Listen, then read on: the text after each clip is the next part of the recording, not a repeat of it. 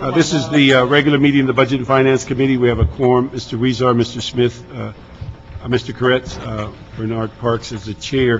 What we'd like to do is, on one item 10, if we can agree on a consent item and move that, we'd be approving the CLA recommendations and the motion to move it forward. Like to, because we have both commissioners here? Yes. Okay. We'd like to deal with the commissioners, and then we'll go into closed session and then come back to the agenda.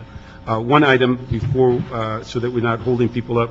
Mr. Smith, your committee dealt with, let's see, what item is that? Is it 11? 12 and 13. 12 and 13. If you could give an overview of what happened in public safety, and then we will basically support what goes on there, because we can't move the item until you finish. We noted and filed the report and accepted a request that the city attorney meet with the council on Friday when this comes up to advise them on the status, and I know he won't tell us exactly what he's doing, but the status of the case against AEG, if there is one or not. Okay, so we'll hold these two, and then the two other recommendations, number 1 and 2. So we'll hold item 12 and 13 in committee until the Public Safety Committee resolves those issues. Okay. No. We moved it to council. We moved to council, okay. Yeah. Note and file, move to council. CA recommendations 1 and 2 are accepted, and then the addition that we asked the city attorney to brief us on Friday. Okay. And just to add, what I recalled hearing Mr. Echeverria say regarding the prosecutorial discretion involved in that, we do not believe that council can be privy to that. We're not asking for details of the case. We're asking whether or not he intends to proceed. Thank you. That's all we want to know. Okay. Dean O'Connell, Deputy City Attorney. But let me just say this, is that so we will adopt the public safety recommendations and move it forward from this committee. But again, I wasn't there in the discussion, but even though you believe that we're not privy to the criminal case, I do think we'd be privy to what sections you might be considering, or what are the alleged violations. I mean, with that, because otherwise, I mean, I can understand you saying you don't give us the details of the case, but I do believe that you owe us some explanation of what is the overall issue of the criminal behavior that you're investigating, or what is the penal code section, or what are the issues that are being evolved from this. I can tell you that historically our criminal branch and our city attorney has taken the position that no, until there's actually a filing, there is no, it's a totally independent decision, independent discretion decision, and discussion of any aspect of it is entirely up to the city attorney. So I've made this request known, and it will be reviewed, and he'll make a determination whether or not there will be discussion of that on Friday by him. Okay, fine, but I just want to say that generally, if something is submitted to the city attorney, you have some parameters of what body of law that's being evaluated, whether it's the municipal code or penal code or whatever, to say there is no ability to say what areas that we're exploring. I think begs the question. The discretion and the authority that prosecutors have has to be exercised totally independent. Mm-hmm. And so whether it's what theories are being reviewed, what sections are being discussed, and so on. So an action on behalf of the people would fall within that discretion. Again, I conveyed that, and I leave it up to the city attorney to make that determination. Okay. So we will support the public safety recommendations and their direction. Mr. Chair, and what were those recommendations again? We noted and filed the two motions. We realize that we've since drafted an ordinance now that protects the city in the future. We accepted city recommendations 1 and 2, and then asked the city attorney just to tell us whether or not he's proceeding with the case or not. It was the committee's feeling that AEG is an important partner with the city of LA on a long-term basis, and that continuation of this is not in the best interest of the city. Make up your mind. As Jan Perry put it, is shut up or put up or shut up, I think it was, so we left that out of the report. but- And I believe that the report was received received and filed except for recommendations Notified. 1 and 2, noted and filed except for recommendations 1 and 2. Thank you. Okay, we go to item 4 and 5. 4 and 5. Okay, item 4 is the mayor's appointment of Ms. Brenda Mall-Whitmore to the Board of Fire and Police Pensions. And item 5 is mayor's appointment of Mr. Jeffrey Paneche to the Board of Los Angeles City Retirement System.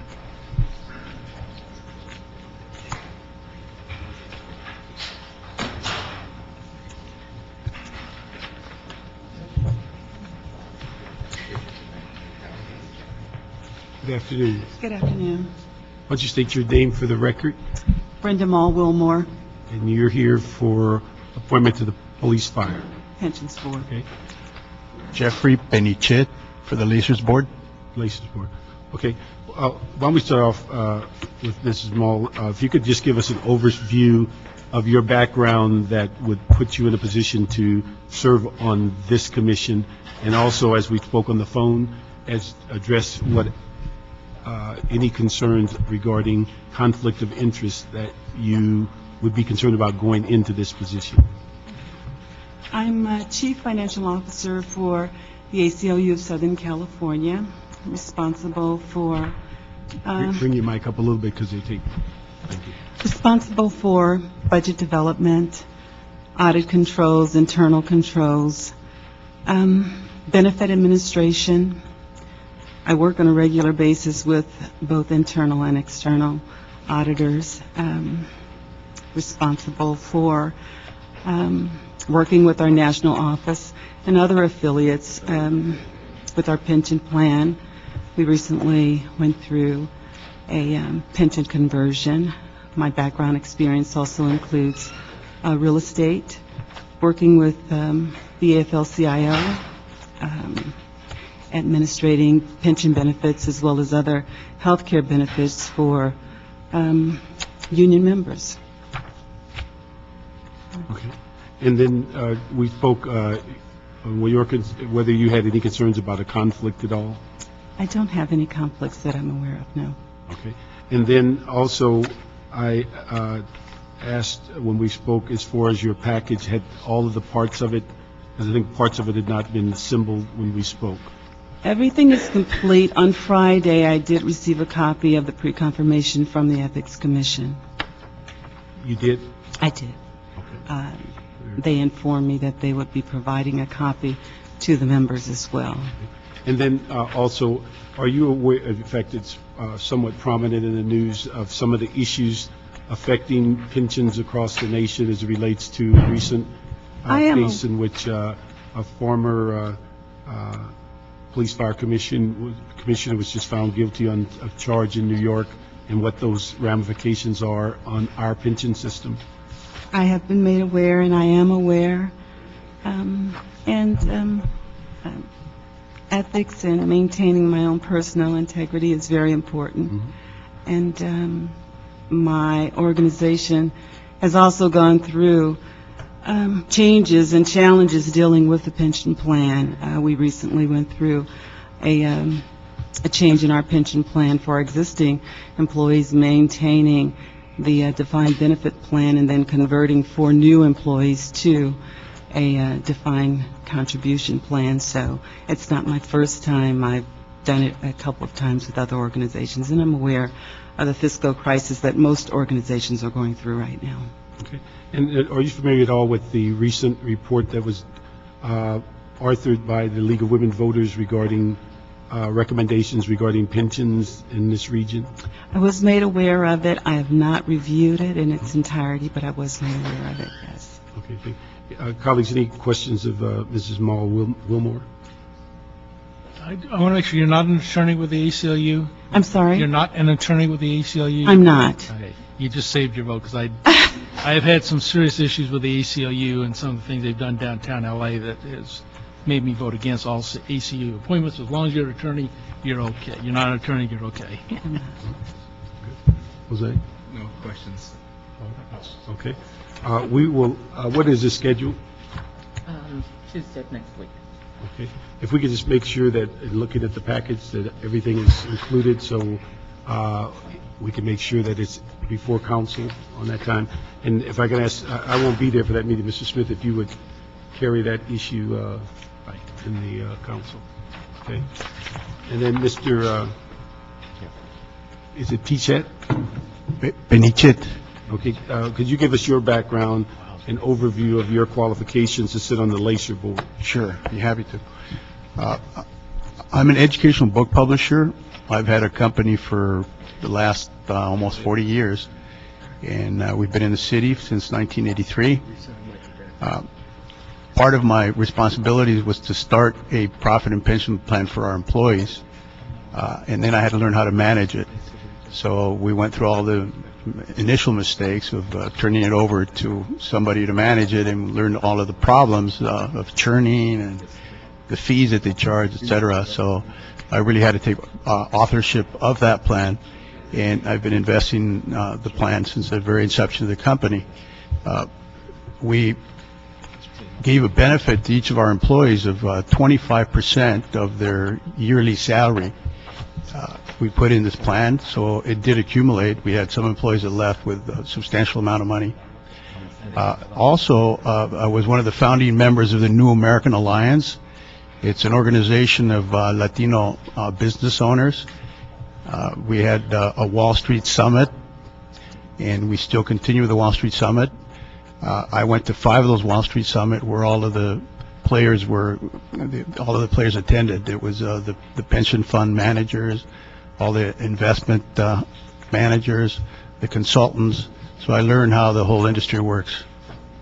On the ethics side, I have absolutely no conflicts. I've never received any money at all from any private equity firm, so I don't envision any conflicts whatsoever. Okay.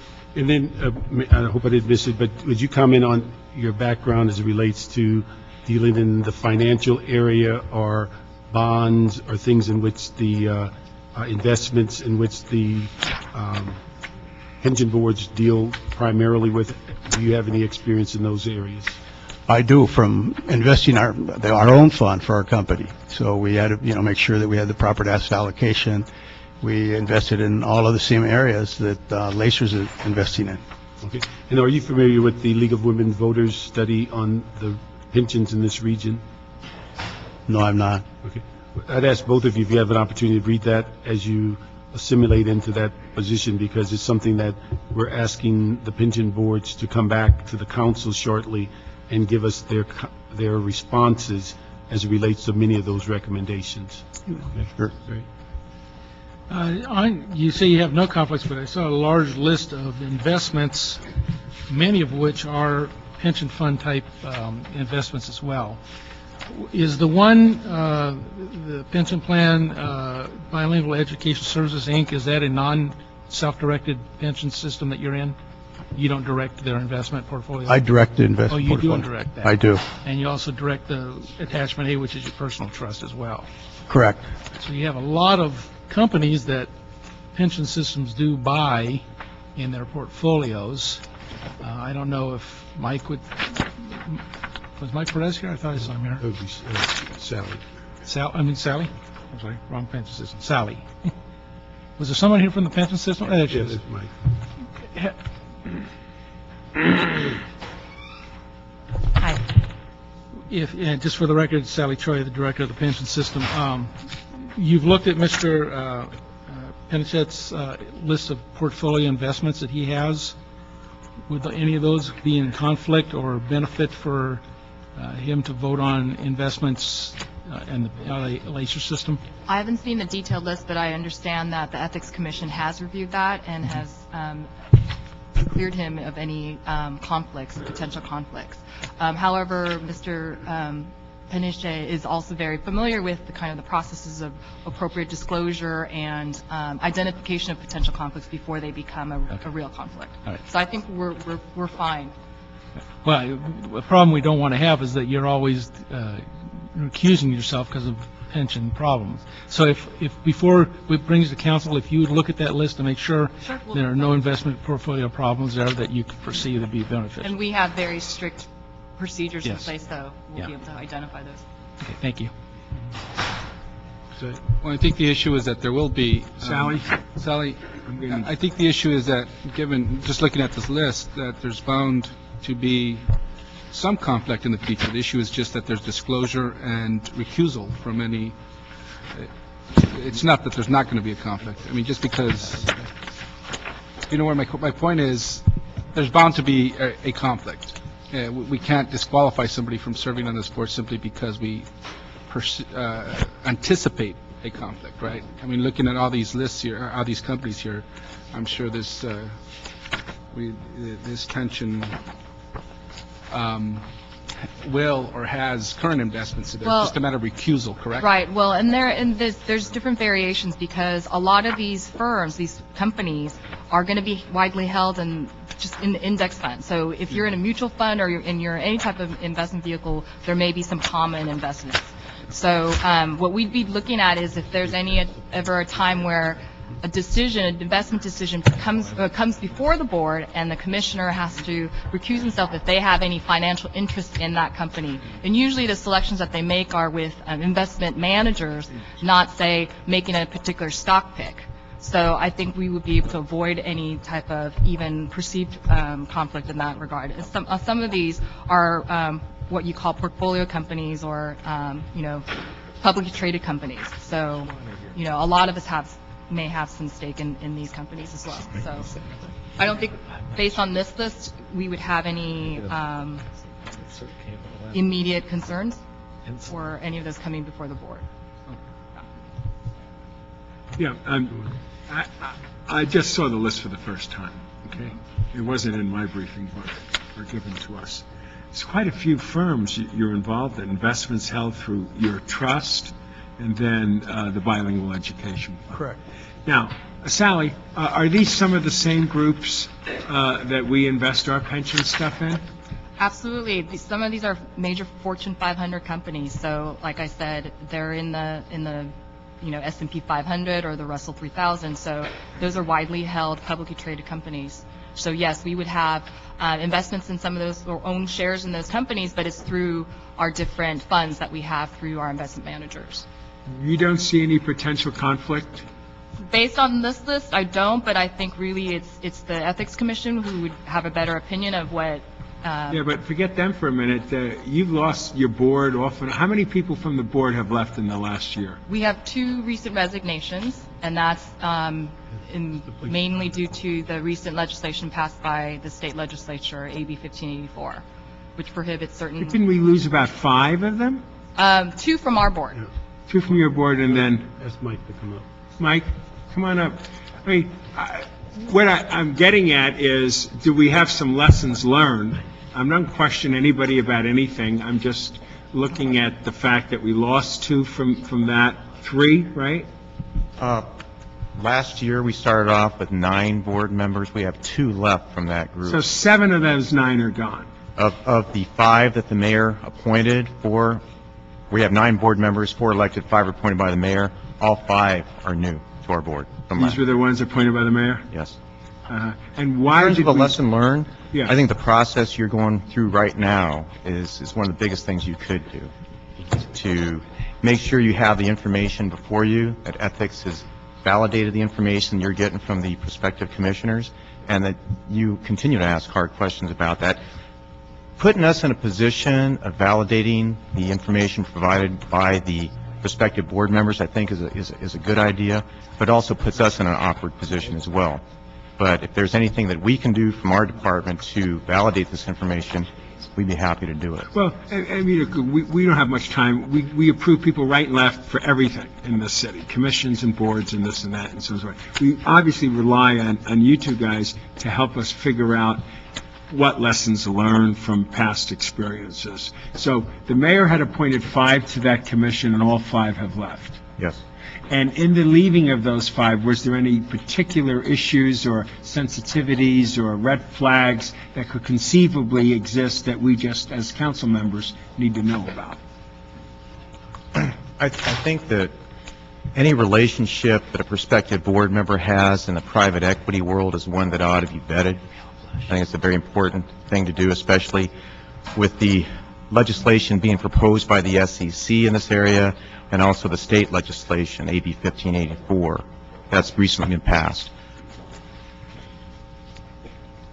Our board's adopted a disclosure policy that I think has gone beyond what most pension systems in the country have done. I think it's a very valuable thing to do, where we put the companies that are on contract with us on notice that if they violate parts of that policy, not only are they precluded from dealing with our fund for a number of years, but we also get 1 year's worth of fees from them. And that could be very considerable in some of their cases. With respect to the actions that the city council can take,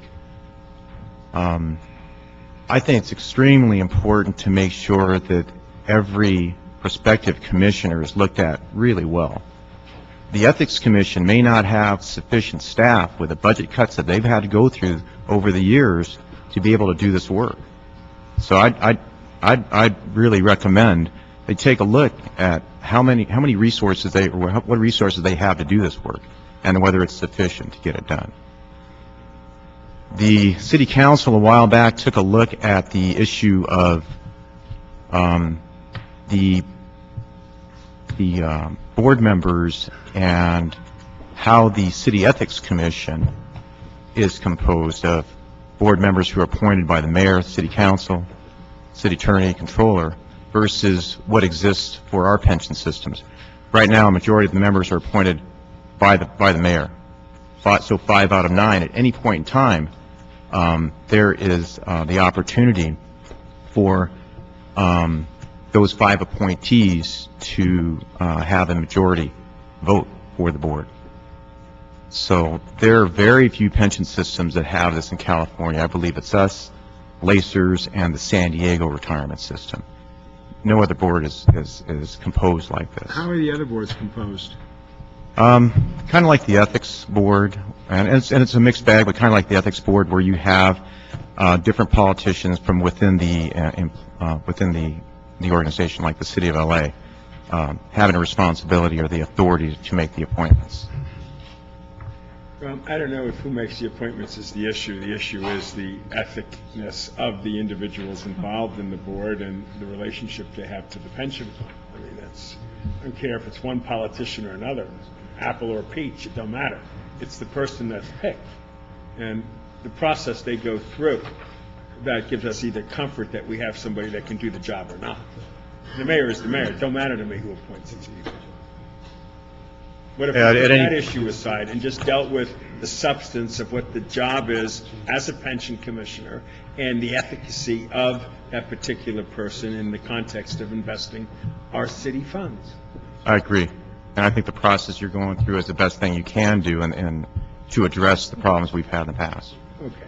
Sally, yes. I was just going to provide some background as far as what are the major responsibilities of the trustees. They are fiduciaries of the plan, and as fiduciaries, there are 2 main responsibilities that they have with respect to investments. One is asset allocation, how you diversify your assets, how much to put in stocks, bonds, private equity, real estate, cash, and the like. And that oftentimes determines, some say, studies have shown, 90% of the performance is based on the asset allocation. So that's one of the major responsibilities of the board, with the assistance of investment staff and experts from the field, investment consultants.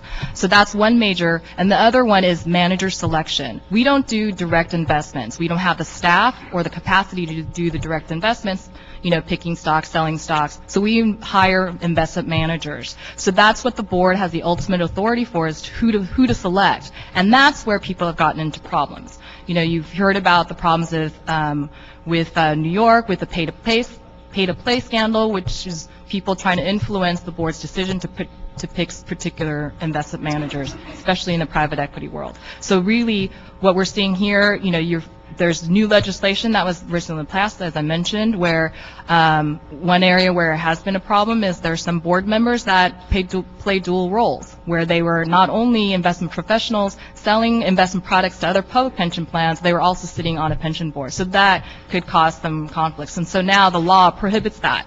So that's a major change that we've seen. And so trying to get people with investment background so that they can ask the right questions of people when they're selecting a manager, that's what's critical, is their high-level thinking and critical thinking independence to make those assessments. And then in terms of conflicts, a lot of the policies that both Mike and I have in the systems make sure that a lot of people who might respond to an RFP disclose conflicts of potential relationships that they may have with staff or board members, so we know that coming in, and we can disqualify them from either participating, or the board member can recuse themselves, I divest from any relationship with that manager. So I think a lot of pieces are in place to prevent any potential, or, it's not just disclosing and identifying, but even preventing it from happening in the first place. Okay, fair enough, and I appreciate that. Now, a question for both of you. Remember a discussion we had a few months back, I don't remember exactly when it was, about consolidating your staffs who are doing the same job, basically. Have we moved forward on that? I can answer first on that one. That was one of the recommendations made in the study done by the City Controller's audit back in 2007. That issue was addressed at our board a number of times, okay? And we did quite a bit of analysis and spent time on it. But my understanding is that the employee organizations are in a position to make that extremely difficult for the city to accomplish. So I'm in a position, I'll implement anything that needs to, that we're tasked with doing. But I think you need to get the employee organizations on board to make that a viable thing. Who are you talking about? Police and fire, water and power, the city employees unions. But, the logic was we would save money. We wouldn't have two people doing the job of one, separate worlds when it's the same world. And there was an efficiency notion and a financial notion. That was the way the discussion went on that. Our Gus City Attorney. Dean O'Connell, Deputy City Attorney. I believe we're outside the scope of items 4 and 5 regarding the appointments of these individuals. Save the moment, huh? Okay, Sally, would you answer that too? Is this thing on? Yeah, but you work for me, buddy. Enough of that. I've had enough of this. I can just say that it requires further review. What? It requires further review and analysis, and it takes the initiative of the plan sponsor, the city, to kind of initiate a lot of the steps. I believe with the new commissioners, that is something that they will continue to look at and examine and see if that's something that the systems want to I'd like to report back on this issue officially to this committee of that particular motion, wherever we did it, and however, about consolidating the two and why we haven't done it, what the cost savings would be if we did it, and would it impact in any way the pension's overall responsibility. We have reached a critical point in our budget where this next situation can be worse than what we just went through. And this is one issue that we might be able to save a nickel or a dime.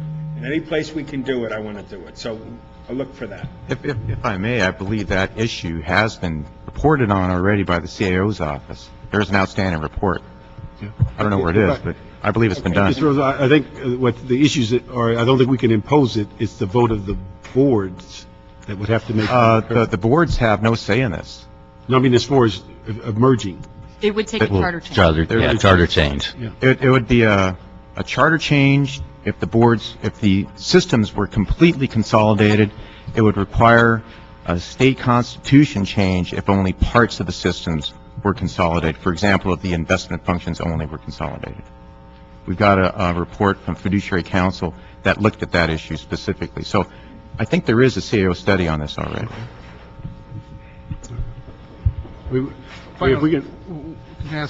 So every nominated commissioner has the same ethics review in its standard procedure? Yes, sir. There's a certain procedure that's followed for every commissioner for these commissions. Right. Because sometimes I get different information when it's being proposed, but maybe it comes in late or not. For example, these ethics reports, we just got them this morning. So we have, and I recognize your mentioning that the Ethics Commission may be understaffed, but just want to make sure that we're not doing it just as a matter of getting through it, but somebody's thoroughly looking at this and making sure that we have a standard in place that does review ethics before we place a commissioner. So. I'll follow up with ethics on that. Ray, I understand the CAO is going to bring forth in January, February, some recommendations about pensions.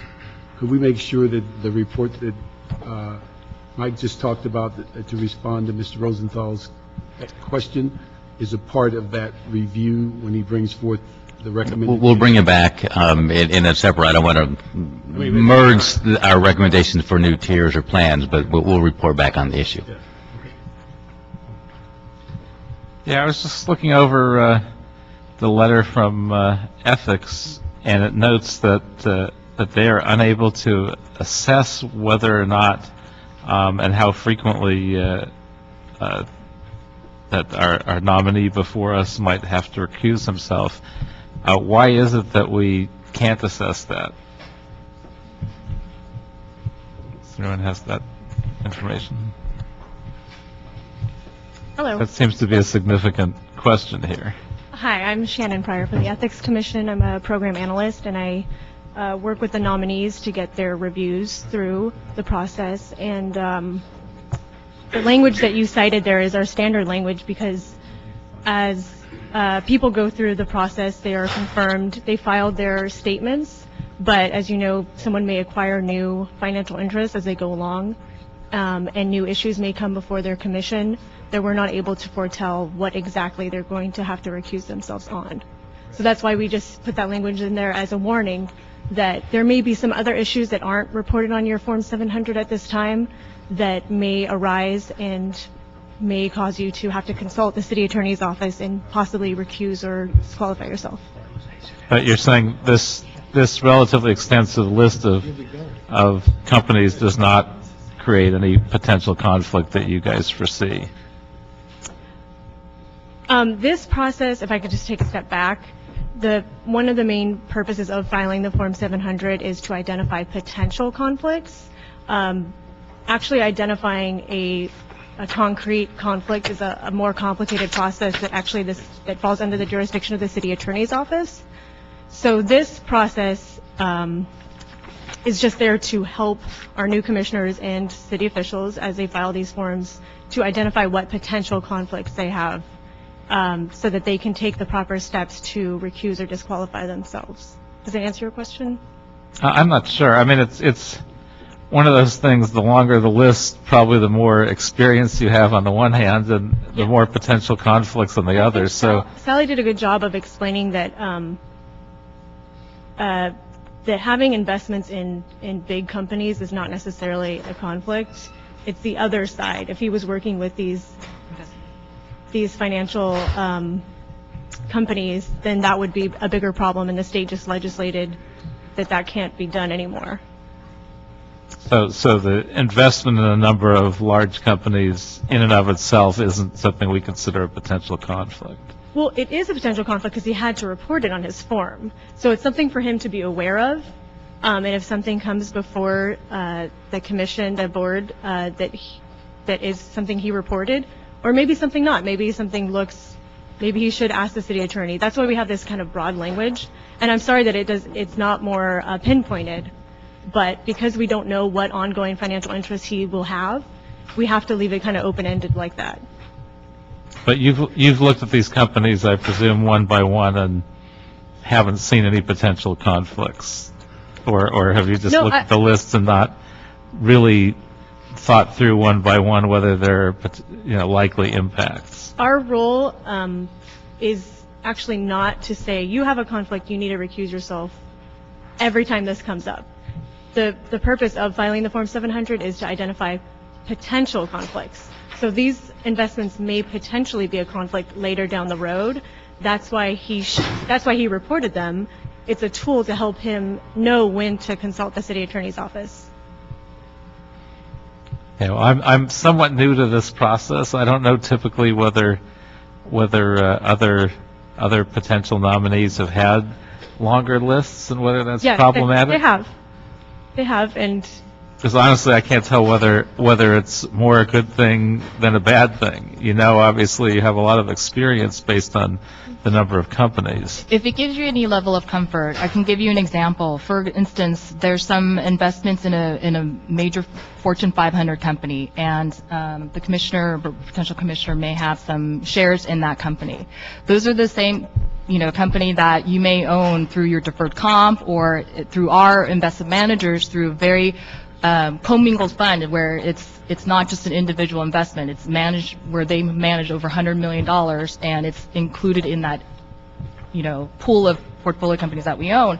So the board never decides, I want more shares of, Apple, or I want more shares, I want to sell this or that. The board does not get involved in that level of investments.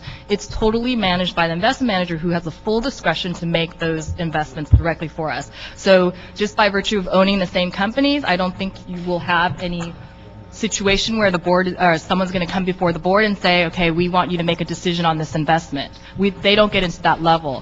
Where we do get into problems is more in the line of real estate or private equity, where it's a private equity fund and they may invest in smaller privately held companies, not those sold on the stock market, where they may have some other type of interest where it could cause problems that way. Or they may have a stake in the investment manager or in the private equity fund itself. That's where you would see bigger conflicts, and I don't see that being the case from this list. But should that happen, what normally occurs is, it's discussed with the city attorney ahead of time, and that's resolved before it even comes before the board. So in some cases, we could prevent the conflict altogether by not even considering it, or the board could not only recuse themselves if that's sufficient, or they resign from the board. So that's typically what happens. Or divest their interest. Or divest their interest, that's correct.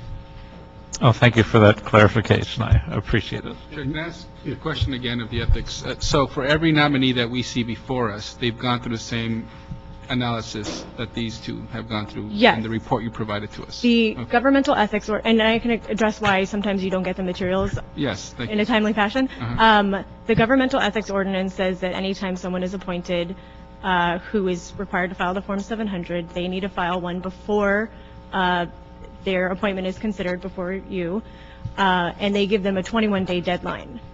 Sometimes you have these two were very timely they filed timely, and so that was very helpful to me. But their appointments, since there's a 45-day period for you guys to consider their appointments, sometimes that comes up. It's expedited. Sometimes they don't get their full 21 days to complete their paperwork. And so it gets to me on the 21st day, and lo and behold, it's already scheduled for council the next day. Okay. So that's why you don't always get these reports right on time. Okay. Thank you. One of the things, and we're going to move these two forward, and Lorraine, what is the date that would be next? For Mr. Penishek, we don't have a date yet. It could be either Tuesday or Wednesday of next week. Tuesday's good for me. All right.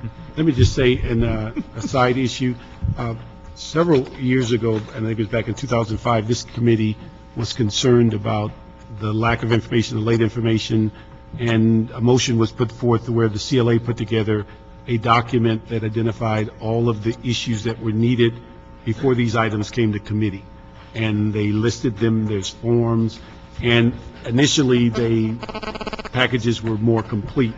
And it appears as though this has fallen off, because if we don't have the ethics issues and you're asking us to move people through, and we had one just the other day that material wasn't at committee and it wasn't at council, and there was a reluctance, at least on my part, to go before the council and say approve a pension commissioner that we didn't know or have the information about.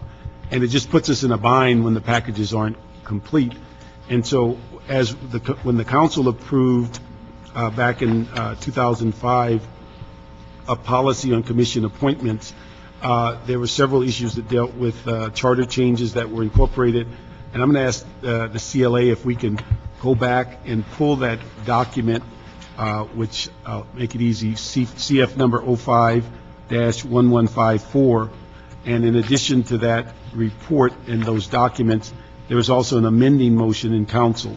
And so if you could pull that, and we had asked during council that these that committee appointments or commission appointments not come before committee unless the entire package was complete, because it puts us all in a bind of making decisions on the fly, or information that we don't know, and then particularly in light of the pension commissions, it certainly has been amplified why we need to be more diligent in the sense of asking the questions. I'd also ask the CLA that when Mr. Dean Hansel came through on his appointment, he, in addition to what was required of the 700 form, actually provided even more information to make it more relevant and transparent to the board as to things that he thought should be considered. And while we're looking at that 05 CF number, we need to look and see whether Mr. Hansel's recommendations should be incorporated into that document. But I'd ask, at least for this committee, that we not schedule any appointments unless we have the complete package before us in committee. Otherwise, it just puts us at a disadvantage to even ask intelligent questions or grapple with the issues that are relevant. And again, we don't want to single out the pension commissions, but they have been where we think we need to have even greater scrutiny. And clearly, all of the motions that went forward over the last year about what are we doing, the third-party placement agents, all that shouldn't be ignored by rushing something through that we don't have a comfort level with. And I agree with Mike, it puts them in a bind. If we don't do our job, then they have to get a commissioner that they walking through a process that maybe they don't have a comfort level with, or that they don't believe the review process was as in-depth as possible. So I'd ask Ray and also Lynn and also Monique that we make sure that if anything comes before this committee, that we not put it on the agenda unless the entire package is there, and we go back to that 05 CF number. And if there's any way that we can make that project full awareness of all committees, that this is what the council approved for council review and as a policy for commission appointments. And so we can move these to council, and appreciate your time, and certainly look forward to seeing you at council. Thank you very much. Thank you. With that, we'll move to closed session for items 1, 2, and 3, and we'll be back and re-adjourn.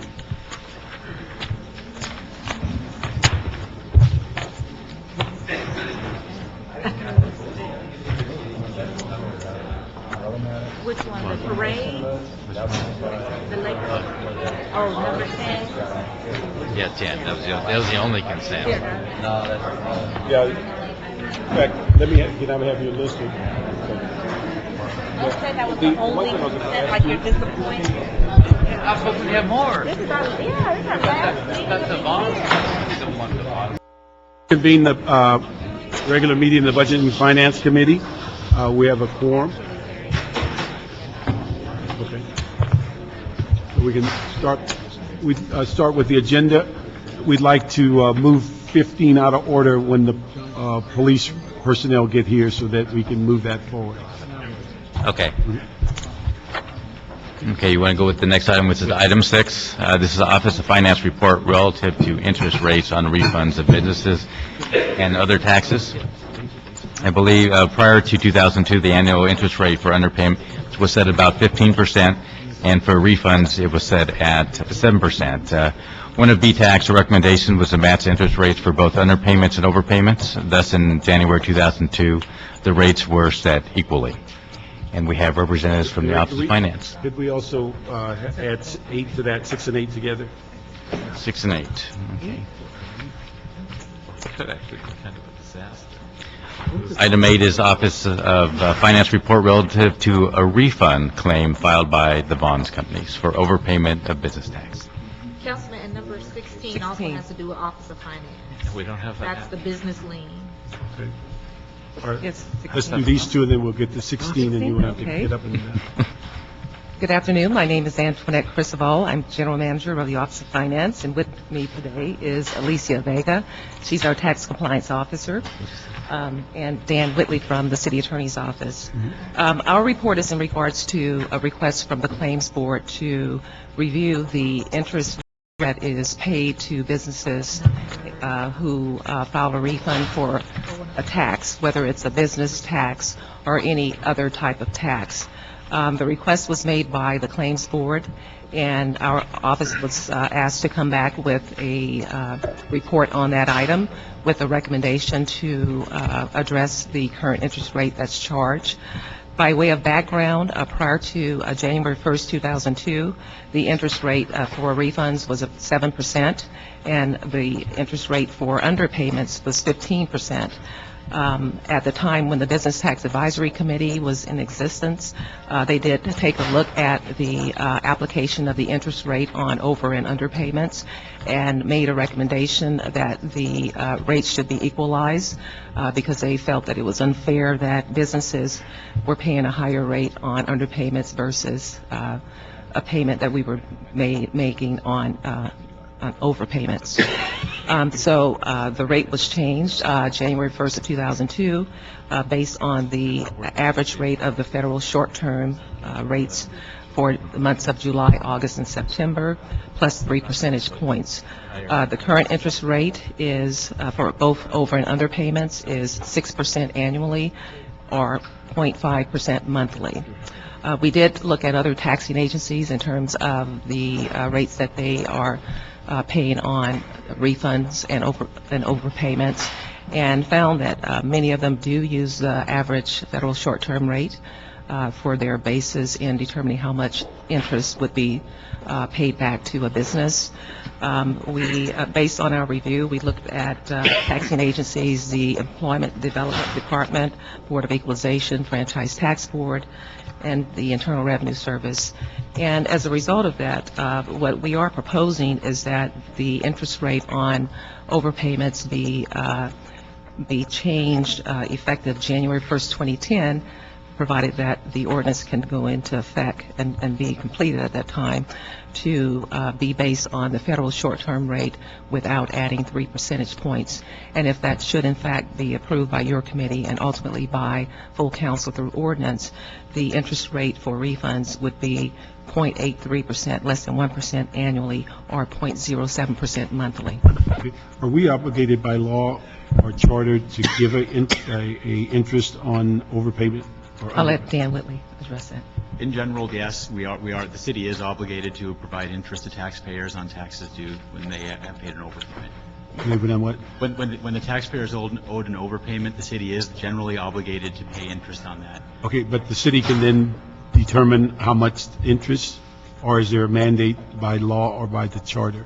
There's no mandate by law or charter for a specific amount. There is, however, general constitutional provisions that require that it be a reasonable rate. The Office of Finance has based its rate on federal funds rates, which have been found to be reasonable in other cases. So I believe that would meet our constitutional requirements. Yeah. Now, one of the things, how do we differ from EDD that basically says we pay no interest if we're not at fault? Well, I've looked at EDD's regulations in a little bit of detail since it was brought to my attention. That's a very unusual circumstance. What you're talking about with that tax is essentially a workers' compensation system, so it's technically a trust fund. Mm-hmm. And with those taxes, there's a cumbersome administrative process that's involved. Because it's a trust fund tax, I believe that technically they're not talking about the taxpayers' money that's at issue. Here we're talking about the city's taxes, which is they have business taxes and various other taxes that are going to be the taxpayers' money, and they're going to be required in all circumstances to have interest regardless of the circumstances that arise to the overpayment. We do have some taxes that are similar to EDD but not quite the same. We have nothing that's exactly the same as EDD, but we do have some trust fund taxes that are collected. We have the parking occupancy tax, which is collected by the taxpayer on behalf of the city, and the transit occupancy tax, which is similar. But even in those circumstances, we don't have the same sort of situation that EDD provides, where EDD is collecting money to provide for an insurance system for their employees, not a taxing system where they're trying to get revenues for their government agency. And then how do we differ with Board of Equalization? Board of Equalization is more similar to our trust fund taxes. They have a slightly different system than EDD does, and there I don't have it in front of me, unfortunately, so I don't want to comment in detail. But I believe they have a negligence standard, not a simple fault standard, but I'd need to look and refresh my recollection on that. Mm-hmm.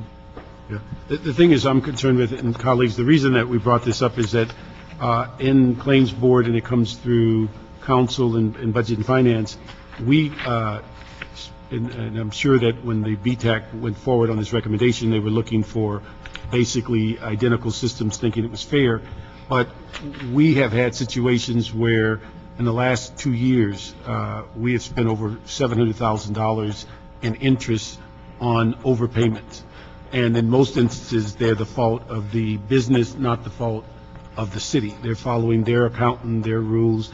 And in some instances, we actually do the audit without their request and find out they've overpaid and then give them the overpayment and interest.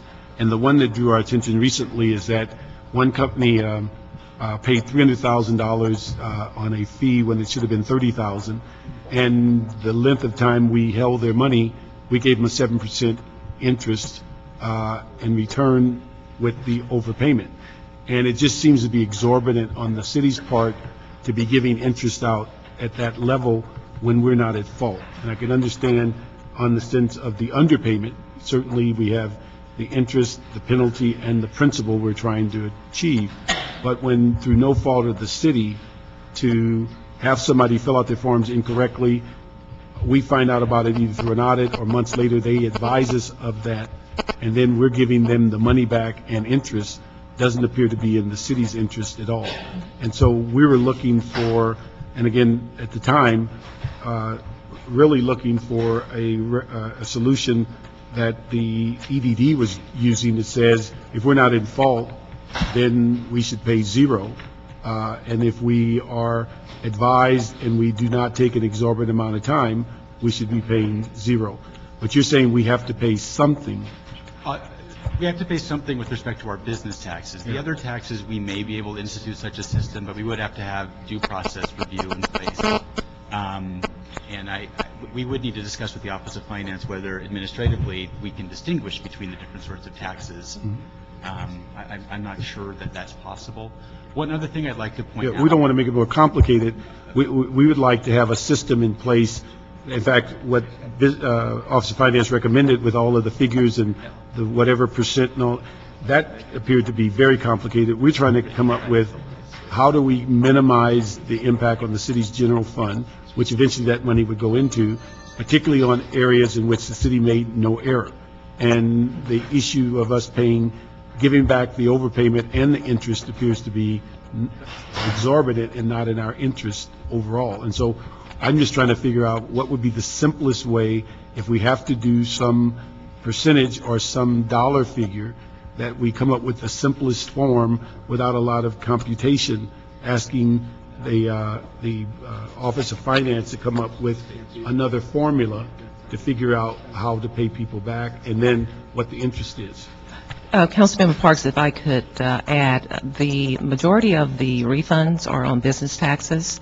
So the $700,000 that you mentioned over a 2-year period that was paid out, it's mostly business taxes. So if the city attorney's office is advising that we have to pay interest on refunds for business taxes, it really is the majority.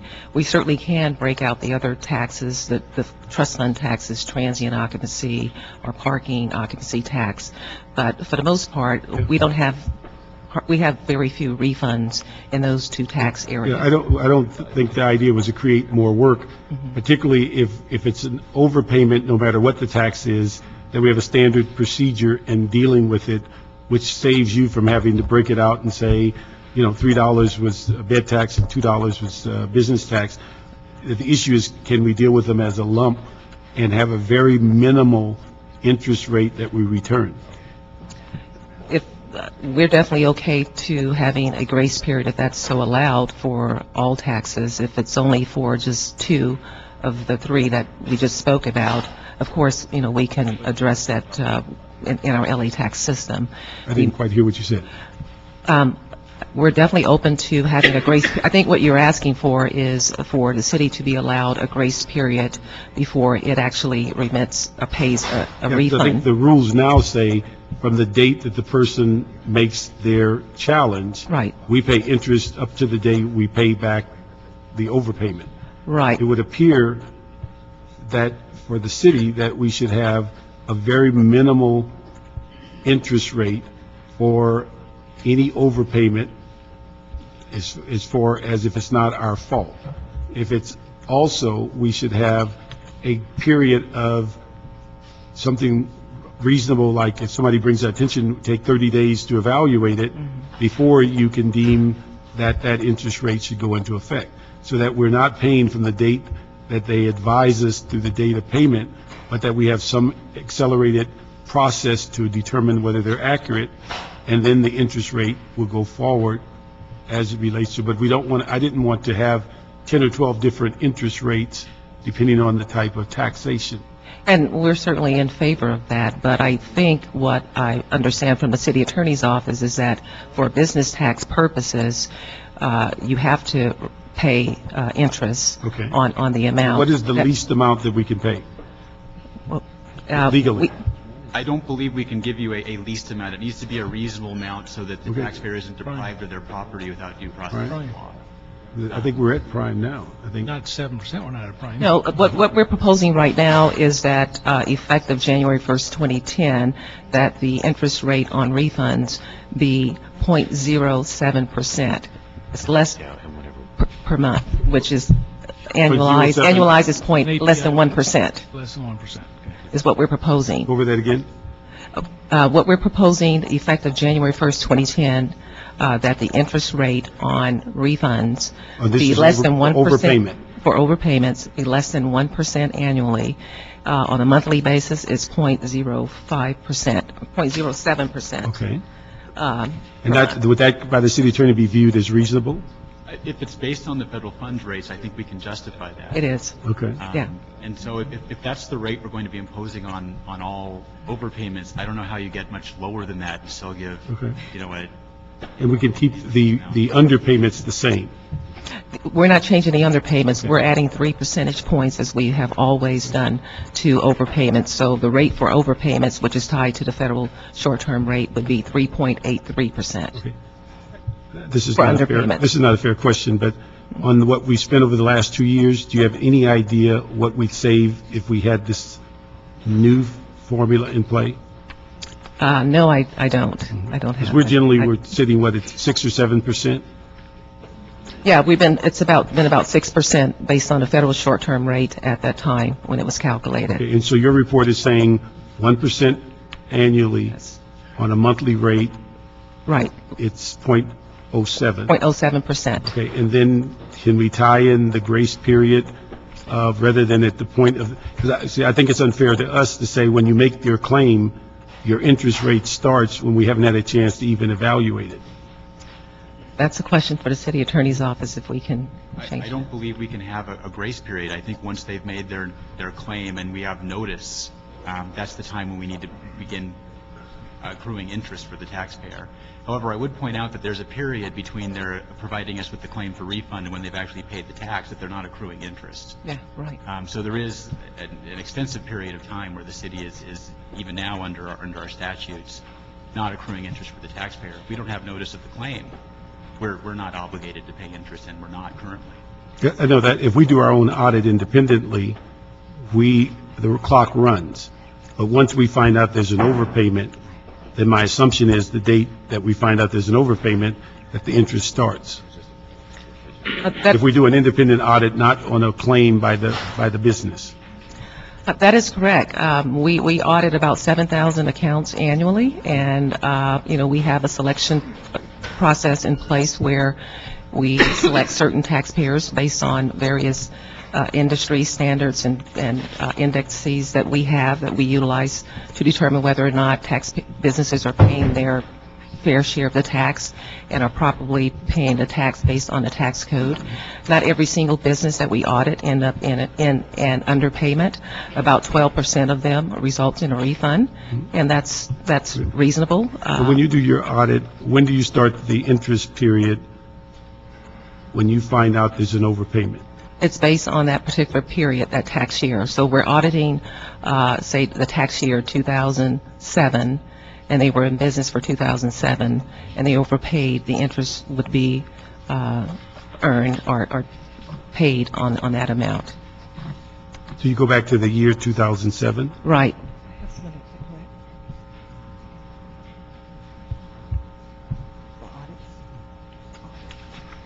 I just want to clarify, Okay. June Ulrich with Office of Finance. We have overpayment notices that we mail out to taxpayers. They then sign them, they come back, and then we consider them a refund claim. The interest rate does not start calculating until we get the signed claim back. Okay, so even though it may be 07, 06, it doesn't start until they get the claim back? For that specific amount that's on that claim. Okay. Yes. All right. I don't know if there's a difference with audit. No? So if we do the audit in 06, 07, or whatever year, and we find out that there's an overpayment, the interest doesn't start until we send the form out, and they then return and acknowledge it.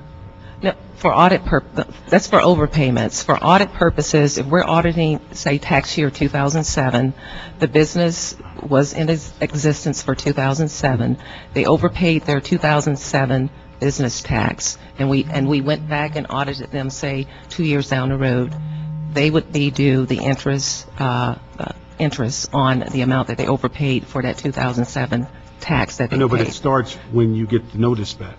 Overpayments are a little different. When a taxpayer renew their business taxes each year, Yeah. they pay their taxes. The information is entered into the LA tax system. It validates whether or not the taxpayer paid the proper amount of tax. It determines if the taxpayer overpaid, it generates an overpayment notice, which is what Ms. Ulrich is speaking to. That's separate from an audit. An audit, you're looking at the full year based on what the taxpayer paid for that year. Let me go back just a second. If you do an audit 06, 07, and you determine an overpayment, and you then send out a notice and tell people you overpaid in 07, and they then respond back to you that they would like their money back, when does the interest start? Is it with the form that they send back, or does it go back for 2 years from? To the payment date of when we received that payment. They're kind of two different routes. Okay. We have a routine overpayment notice, say they gave us $300, they should have paid us $30 or whatever. And their accountant added another zero. We see that it's a simple mathematical error, so we generate an overpayment notice, we review it, we send it out, and they sign it, and it comes back maybe 2 months later. From that point forward, it accrues interest, and that we don't refer to audit because it's obviously just mathematical error. Other overpayment notices, when we get them back, and then we look at the account, we're thinking, well, something looks fishy here. You know, it's not really in line with what they've been reporting over the last 10 years, and if there's no easy way to explain it, we then will refer it to audit. Audit will do a more in-depth analysis, and they will open up an audit, and they may go back several years. And at that point, when they complete their audit, if the audit is like for a 3-year period, but the overpayment notice had been generated just for the last tax period, we will pay interest back to the beginning of that audit when we found they overpaid. So we would, even under this system, we'd still have interest that may go 2 to 3 years? If an audit is done, of course, but I have to say that for refunds, when a taxpayer requests a refund, the majority of the refunds are substantially reduced as a result of the audit. So the audits actually reduce the amount that is ultimately paid to the taxpayer. That not only includes the interest, but also the principal portion of the tax as well. So audits actually assist in determining the exact amount that should be refunded, and the majority of the time, the refund is reduced. Okay. So your recommendation is that we go to the 1%, that we don't change the period in which the interest is starting to accrue, and we don't change the underpayment. So the only thing we change is the percentage for overpayment to your recommendation. Right, and we're asking that, and that would be done annually. We would look at that annually and make the appropriate adjustments based upon the federal short-term rate for And that's the one July. less than 1%, or Right. 1%. Yes, correct. Any questions? Okay. Let's move that item with that recommendation. And then we have, I guess when we get back in January, the report on the, what is it, the waiver? Waivers, yes. Waiver of interest on, I guess, delinquent debt. Right, yes. My office will be working with the city attorney's office on coming forward with specific criteria for waiver of penalties. That was a request of the Claims Board, and we will be making that recommendation to Claims Board, which will be referred to Budget and Finance for consideration. And then what was the timing? You said that we need to get this ordinance done so it becomes effective January 1st? Well, it needs to be done right away, and I guess that's the question for this. I know this report is a little late being heard, so what will likely happen is that if it's not in place by January 1st, the date of the ordinance would be the effective date of the new interest rate for overpayments. It would be what now? If the ordinance is not approved by January 1st, the effective date of the change would be the effective date of the ordinance when it is heard by full council. Is there something that would delay getting this done? Because all we have to do is change. Well, at this point, we haven't drafted an ordinance. It hasn't come to this committee. We can draft it and have it submitted to council, I presume. Could we present it at council when the report goes? We could do that. That would be good if that can happen. We can ask that we schedule it with the ordinance? We could do that. Okay. Okay. All right. So we'll move that and ask that the ordinance be completed and be brought to council when this is scheduled. Okay. Thank you. And then number 7, we'll move, not 7. Number 8. Number 8, we'll move that, which is the reimbursement or the interest for bonds. Okay. Did you want to take 16 or no? Did you want to hear 16 or? She's at the table, yes. Yeah, I'd like to hear about 8, how we got to that point. Oh. Okay. Bonds had filed a claim for refund, and we had performed an audit, and we looked back and we found that their request for refund was grossly overstated, and it was reduced down to a credit of just $60,000 and change, and that is what we're recommending for a refund. Yeah, and what struck me was how they grossly, which was how much did they want? They originally asked for $610,000 and change. Yeah, but what my problem is, why give them anything after hearing that kind of gameplay? Well, again, it's an audit, and we go through and we go through their books and we find out what their actual liabilities are, and we do the calculations. Fair enough. And when you saw their 600 and you brought it down to obviously $56,406.94, what was their reaction to that? I think they take what they get from us. Antoinette Crispo, Office of Finance. What will happen is that the refund claim will be sent back to the taxpayer, basically saying that the city, if approved by the board and the council, it will be for $56,000, and that would be the amount that they are obligated to receive. If they do not agree with it, they can file a lawsuit if they disagree. That's the only option for them. And, just to piggyback on what June had indicated, a perfect example, Councilman Parks, is with bonds. They submitted a refund claim for $600,000. As a result of an audit, we reduced it down to $56,000. So those audits it's very important that we do perform the audits, particularly on the larger accounts. But even on this one, even after we clarified it, we're still paying $3,000 to $4,000 in interest. It's based on our current interest rate, which we will be changing effective January 1st. Yeah, so that's And also, we're in close contact with them. I mean, we're auditing them. We're talking with them throughout the entire audit. At the exit conference, they learn what the results are and what they're going to be getting from the city. But that's what we're trying to correct with that ordinance. Any other questions? I shop in bonds. I just wanted them to be straight with us. Can we take that credit? Get a credit? Yeah, can I get credit there? It seems so odd that their request was so overstated. What was the basis? I mean, they were so far off that the result just as easily could have been that they owed us money. Okay, the taxpayer actually reported the gross receipts 100%. Your name for the record? Oh, Teresita Diaz, Principal Tax Auditor. Okay, the taxpayer originally reported 100% of its gross receipts, but they're subject to City Clerk's ruling number 14, and they filed a refund that they should be exempt at least 30% of the total gross receipts because of the warehouse and the headquarters are outside LA. But we have that special apportionment that they can only deduct 15% if the warehouse is outside LA and also the headquarters. So instead of 30%, giving them the 30% exclusion, we only allow them 15%. That's why there's a big refund. That's for the 38 locations, store locations. And also, there's some other income, there's some other revenues that are found out in their books that they cannot explain why are they not included in the original reporting of the tax measures. So based on that, the refund claim from 610 was decreased and reduced to 56,000 only. So that's the reason why we have a big decrease. My colleagues, one of the things in going through these, it's not unusual to have enormous amount of money that people make a mistake on. And I mentioned earlier the 30,000 to 300,000, and it took a month to figure it out.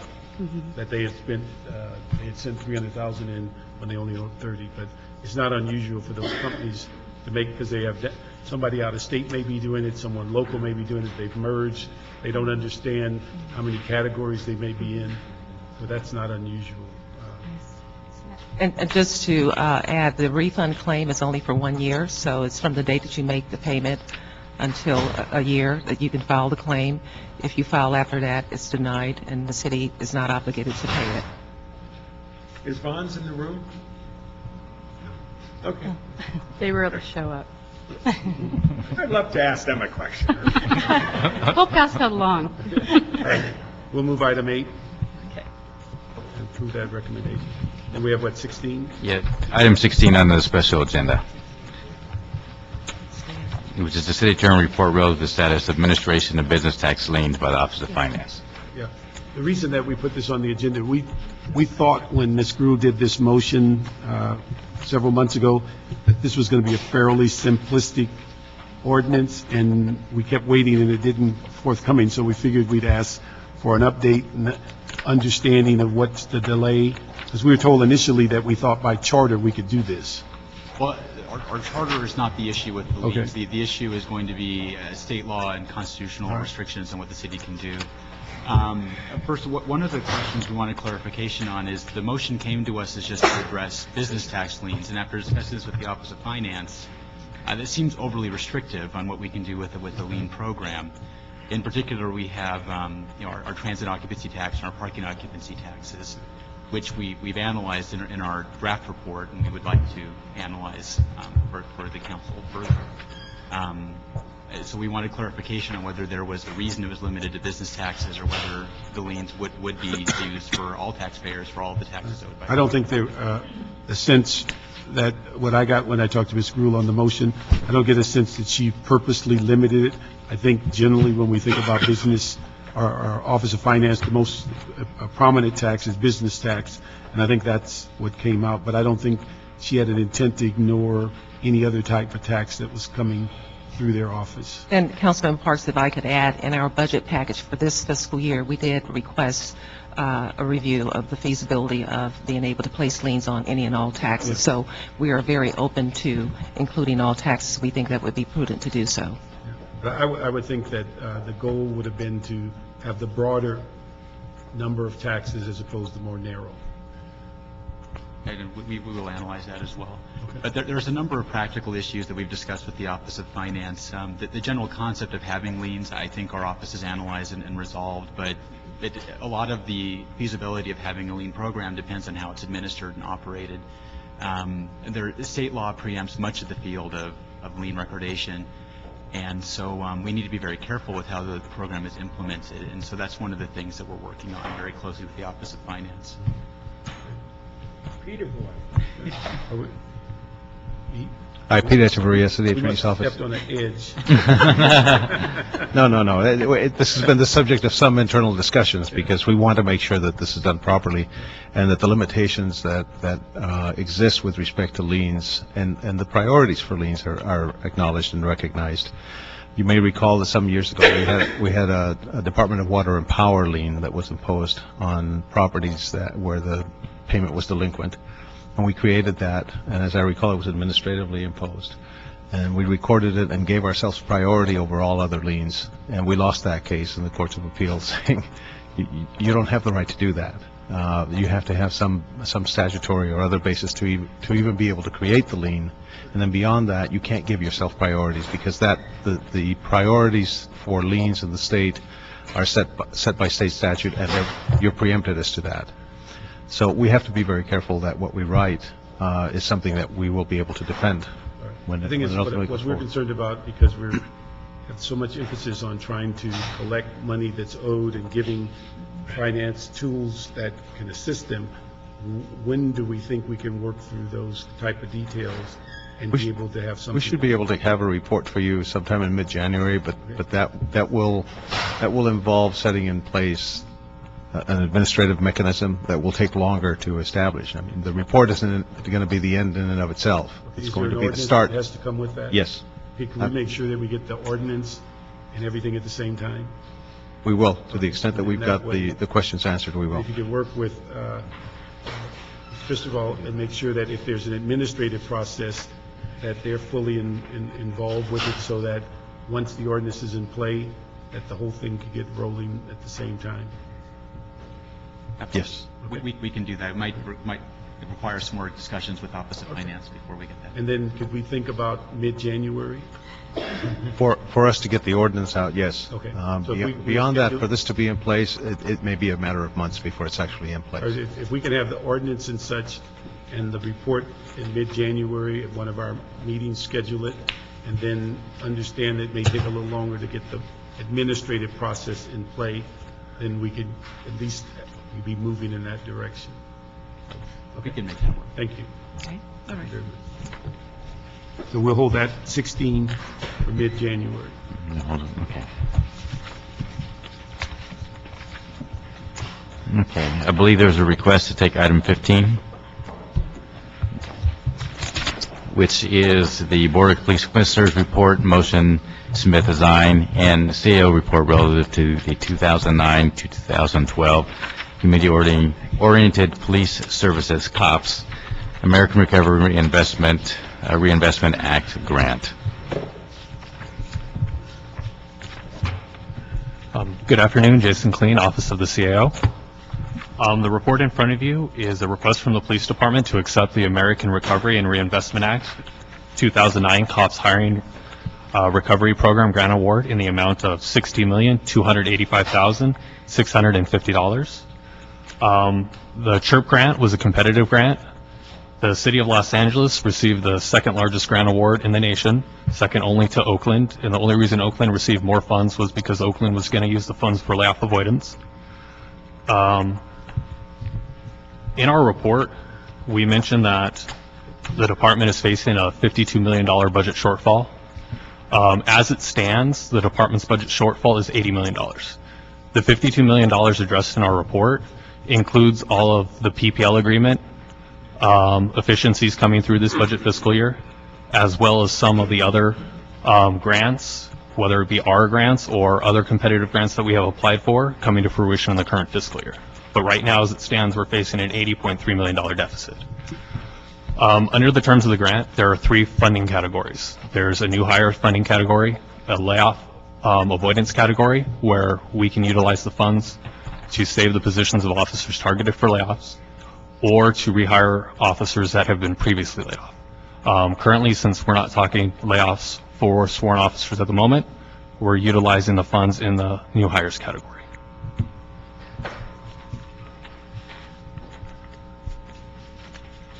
The fiscal impact of accepting the grant award is $7.8 million over 4 years. The majority of the funding due will be in the fourth year, and that will be $7.3 million. The first year expenses are limited to $455,000, and that is the equipment for the officers hired under the grants program.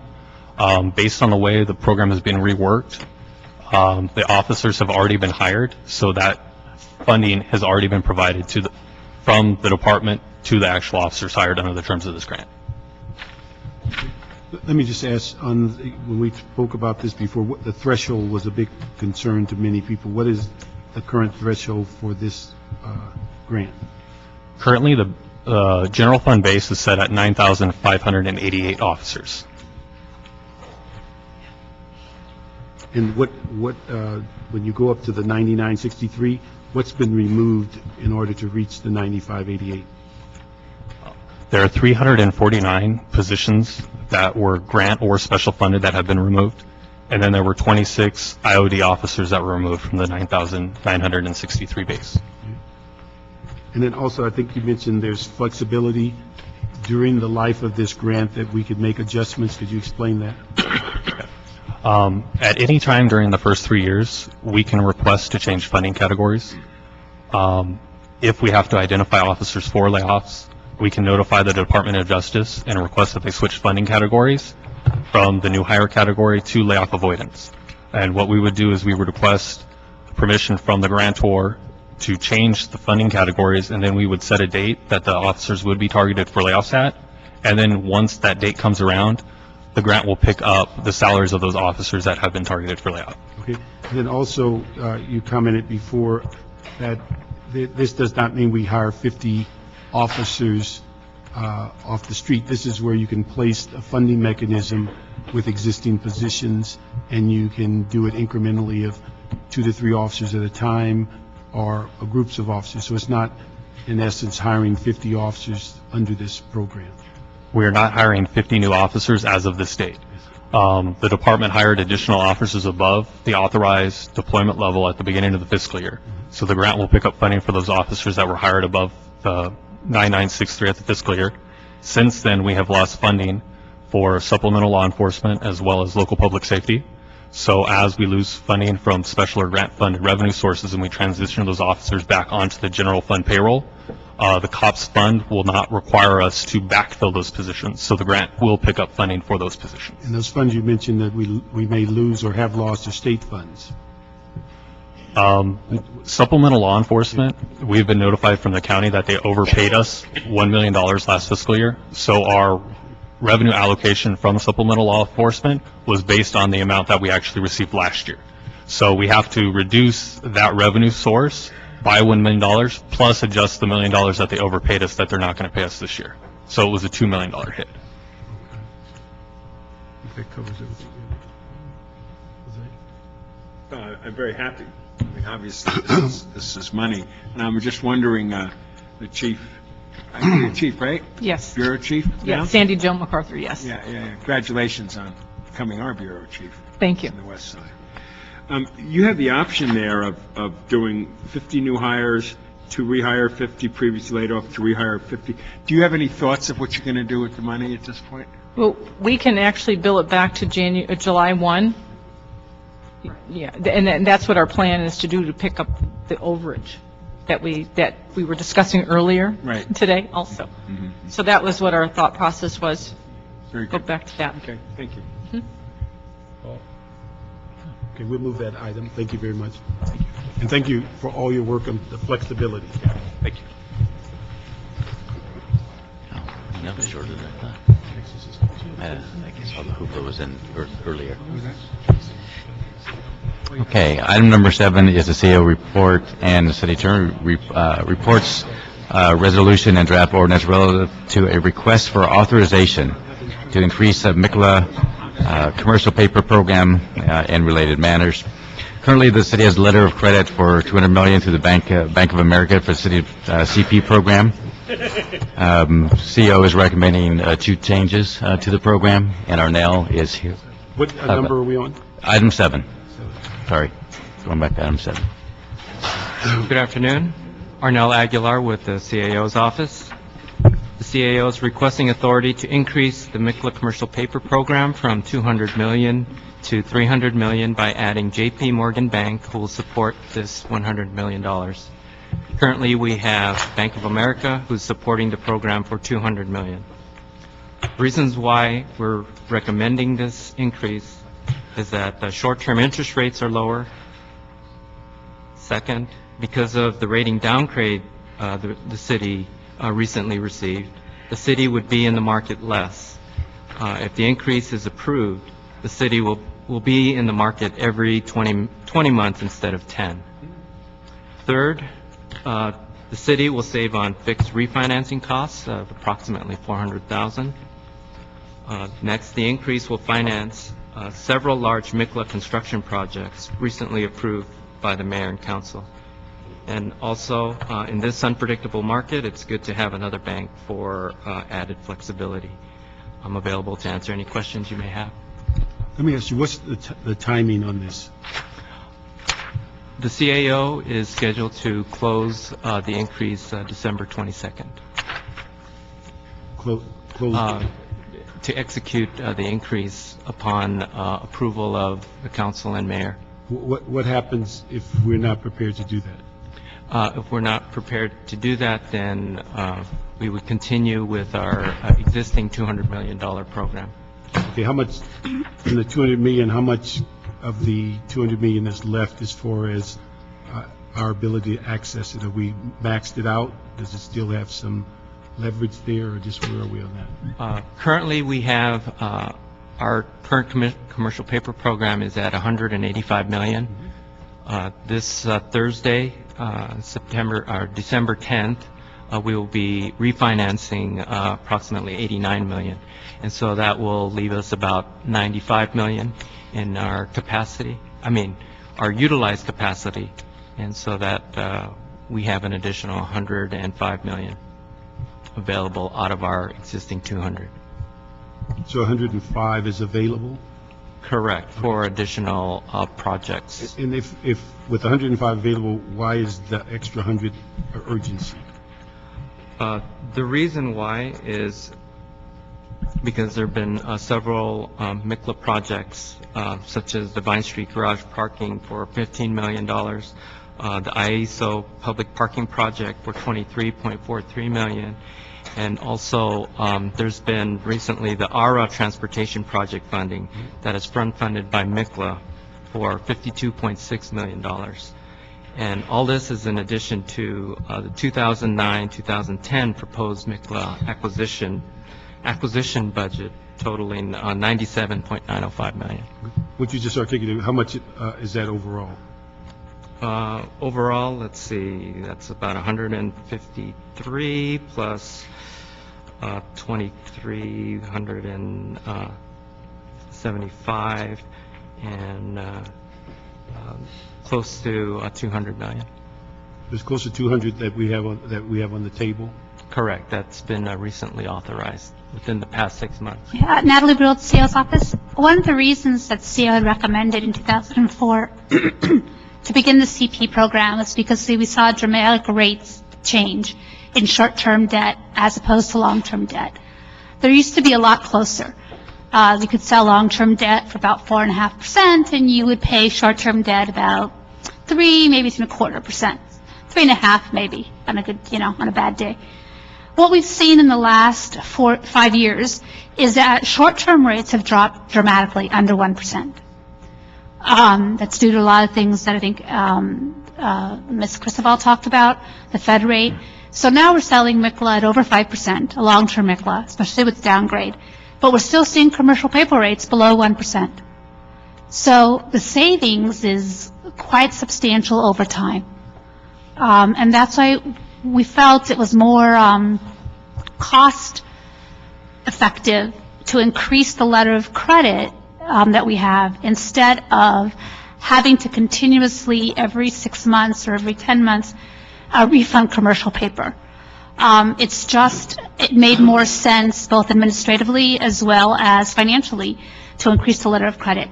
So what we did is we went out after the crash in September 2008. We started calling banks because nobody was responding to RFPs. And we sat down with several banks, and J.P. Morgan was the one that came forward and said, we will offer you a rate of 1.5% for the letter of credit, versus a lot of the other rates we were seeing of 2%, 1.95. So we sat down with them and we actually negotiated them down from 1.75 to 1.50. Took a lot of arm twisting, but they agreed to come down. It's not a fantastic rate compared to what we used to pay, but those days are basically over. And so they agreed to take on $100 million, and Bank of America would stay on with $200 million.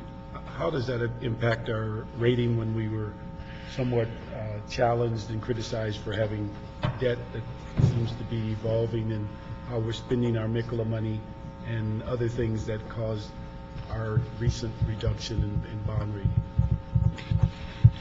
Currently, that does the downgrade doesn't affect short-term ratings.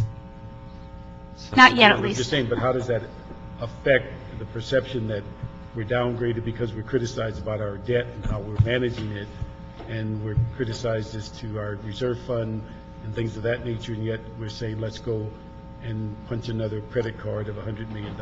We weren't criticized because of our debt ratios. We are criticized more because our expenditures exceed our revenue. I mean, the reports are pretty straightforward. I mean, they have all these measures that they use, whether we agree with them or not.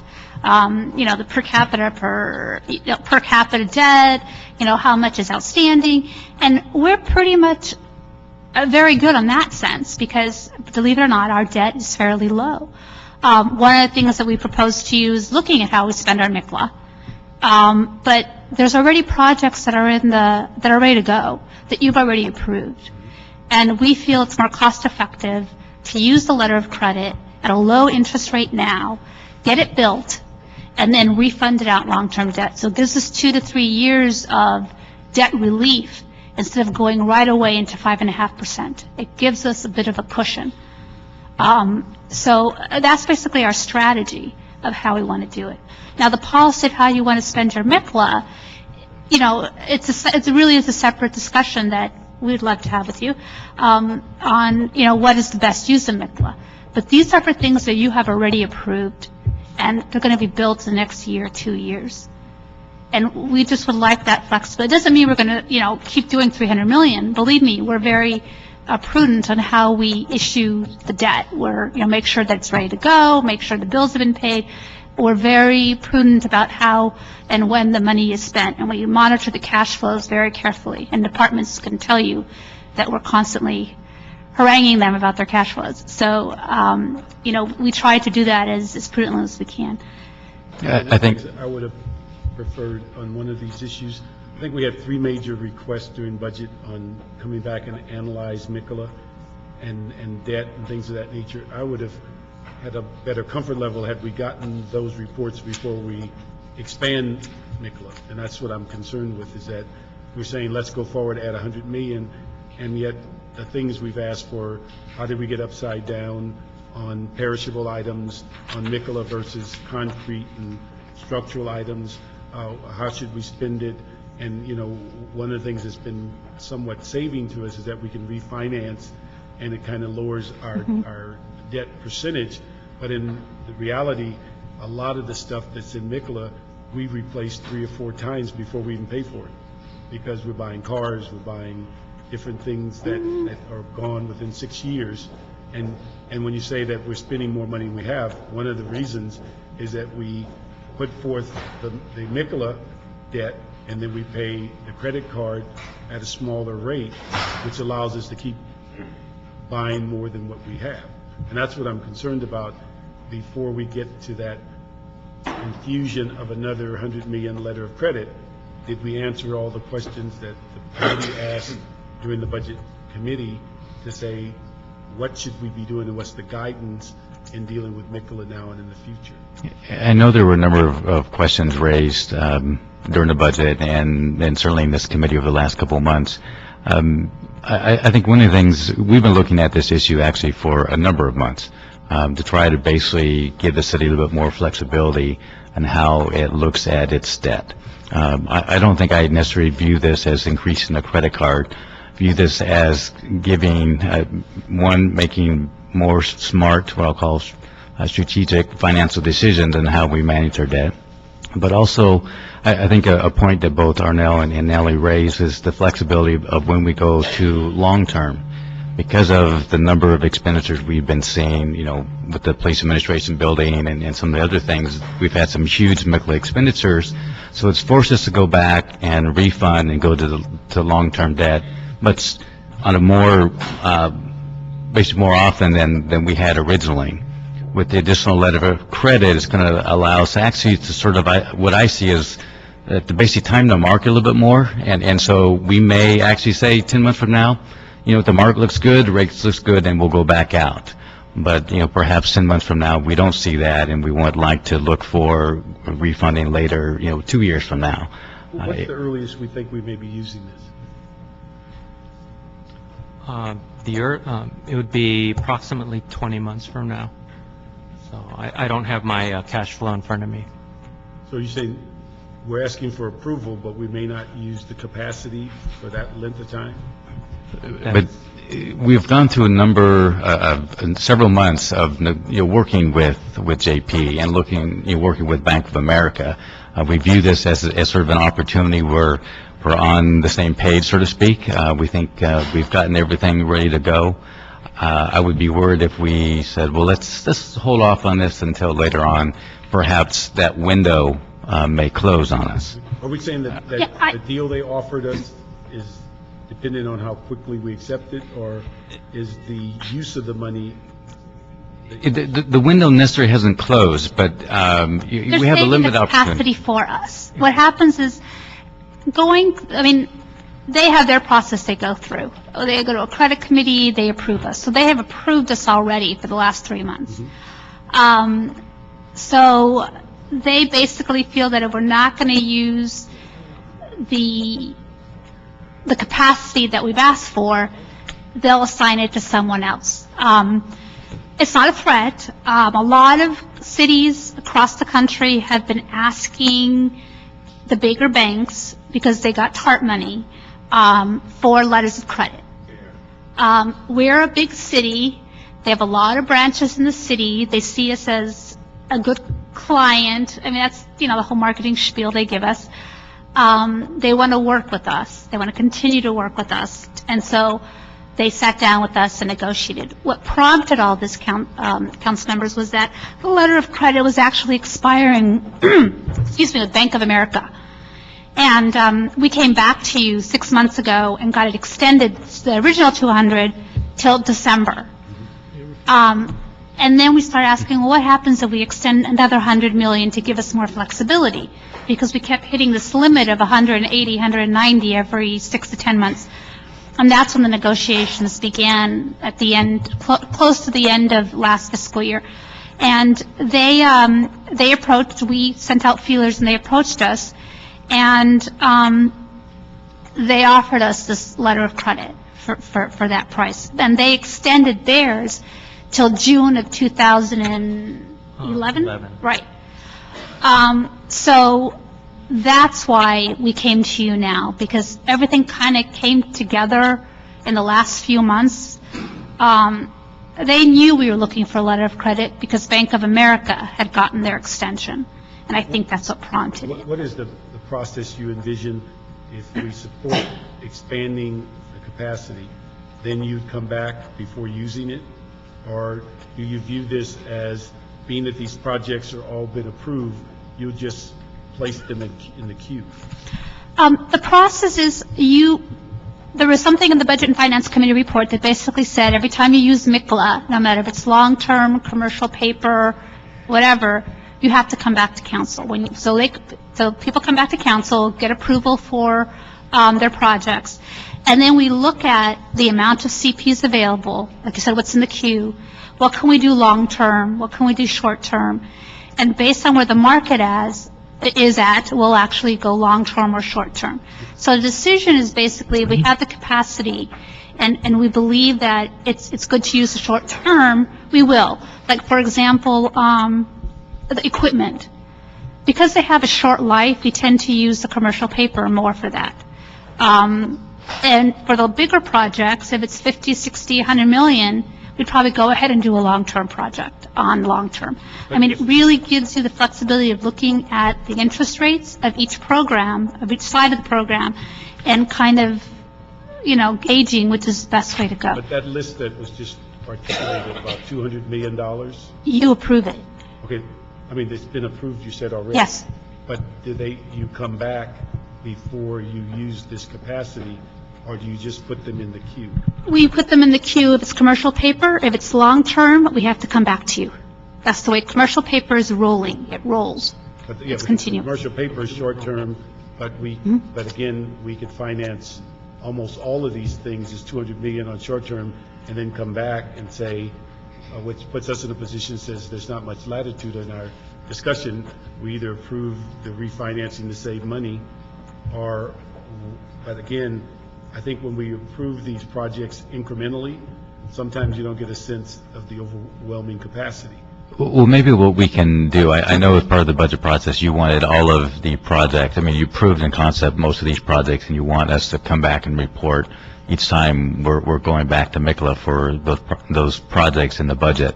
Perhaps what we can do is put together a quarterly report, even maybe part of the FSR on sort of the cash flows and what we've been paying and what our capacity is. And so you will have that information to see where we are, whether we've accumulated 100 million, 200 million, or what have you. We actually have in the financial status report, every month, we tell you how much we have issued, and we tell you what is coming up. It already is in the financial status report, but we can expand on that and put down what projects in more detail if you'd like. Part of the problem is that we've been issuing every 6 to 7 months on Mikla CP. Because like Ray and Arnell mentioned, there's been a lot of things in the queue that have been approved. So it's costly. It's every time you issue, it costs us money to issue. And because of our downgrade recently, when we redid all the numbers, it makes, we feel, better sense to slow that process down. I mean, the projects have already been approved, whether you use the short term or the long term. It's a matter of what your interest rate will be in the long term. You're spending basically the same amount of money in the long run, but you're spending the first the first 3 months or the first year at a lower rate. We don't have the ability to rebuy all our projects. The way that it works is if you have an item like a vehicle that's 6 years old, you can't refund it out for another 6 years. You can only refund it for 2 years or for 4 years. The same thing with land. Land's a little different because, you can have land for 100, 200 years. But the equipment is where we really do save the money on the commercial paper. One of the other things that we've talked about flexibility-wise is that to have that capacity gives you more flexibility. Because sometimes you like to do things quickly. And doing a Mikla takes 3 to 4 months. So you can make decisions quickly, like his ARA grants, from the money and then reimburse yourself later. So it gives you a lot more flexibility, and we're finding that we're hitting that limit too soon and kind of defeating the purpose of having commercial paper, to save us money. Let me ask, Ben or Sharon, you have any comments on this item?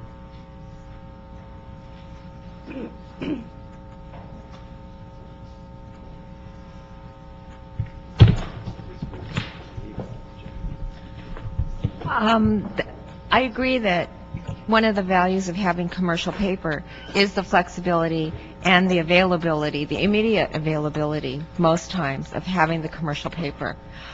My concern would be only if the city was not paying off whatever it's buying under the same time frame that it would if it had issued long-term debt initially. Yeah. And as long as the CAO can assure you that we are paying off the debt for whatever we issue, whether it's CP or long-term, and it's all getting paid off under the same time frame, either way, then I would feel assured in going forward with it. Yeah, when we set up the program in 2004, we talked about amortization schedules, what Lynn is referring to, and the policy actually says that you will pay off part of the principal as well as interest. So when you look at the budget, there's $7 million every year for commercial paper, and that includes some principal and some interest, depending on how much you've actually had at any given point in time. So we are paying off principal and interest in commercial paper. We're not just paying interest. That would defeat the purpose, as Lynn is saying, of having commercial paper and lowering your cost. So that we do that. Any questions? Thank you for bringing that up. To be clear, I mean, what's the downside of issuing this additional amount for the letter of credit? The downside. I don't see any. What? I don't You don't see any downside? I was just going to say, the downside, if we issuing this additional 100 million or not? It increases your outstanding debt. I mean, theoretically, if you use it all. Right. Well, I mean, it's just available, but we're not increasing it, right? So that's... Well, if you use it, you are. Yeah. Right. We use it, right? But it's going to be available. Right, until it's refunded, correct. Then the question is, we have to, I mean, that's our own self-restraint, our own prioritization, our own decision-making, right? But there really isn't. Now, for individuals, for example, you know, we're applying for more credit. Banks would look at that and say, what's going on? So they're going to look at your existing debt and do your existing finances. Why is this person asking for more credit? Here, I mean, we're applying for more credit. They're going to come back and look at us, and what's our response? Why are we applying for more credit? To basically, it's of managing how you're going to issue the credit. That's the way the rating agencies see it. They do see it as flexibility. Because until you actually buy something with it, it doesn't count against your debt. So you could have $100 million sitting there, but until you actually spend the money, it doesn't become part of your per capita. It doesn't become part of your debt ratios. It doesn't become part of your debt. Until you actually spend it. So you could have $100 million sitting around. I mean, just like now, we have $15 million sitting around, but we're not using it. We don't plan to use it. We have 185 outstanding. We're refunding 100 million, and then we'll have 100 again. They really look at the 85 that's left. Okay. And how much do we plan to spend on Mikla this coming fiscal year? What's in the pipeline? In the pipeline, we projected, based on the departmental cash flows, approximately 10 million a month. 10 million. A month. 10 million a month. In Mikla CP. In Mikla CP. How about new? I mean, those are new projects? Yeah, those are equipment and capital that's already out there. So that's going to give us, what, 120 million next fiscal year? So we're going to use up this letter of credit. Plus the 200 we already have. We're not going to use it entirely, because at some point, but basically, there was 100 million or so 100 million. in the budget of new projects. We have bills that we're still paying for PAB. Old projects, and other, right. for old projects and so forth. Okay. So of the 100 million, then we have about 15 million that, from the existing 200, 115 million, we don't anticipate or have any of that money going to any projects in the pipeline. You can answer that question if you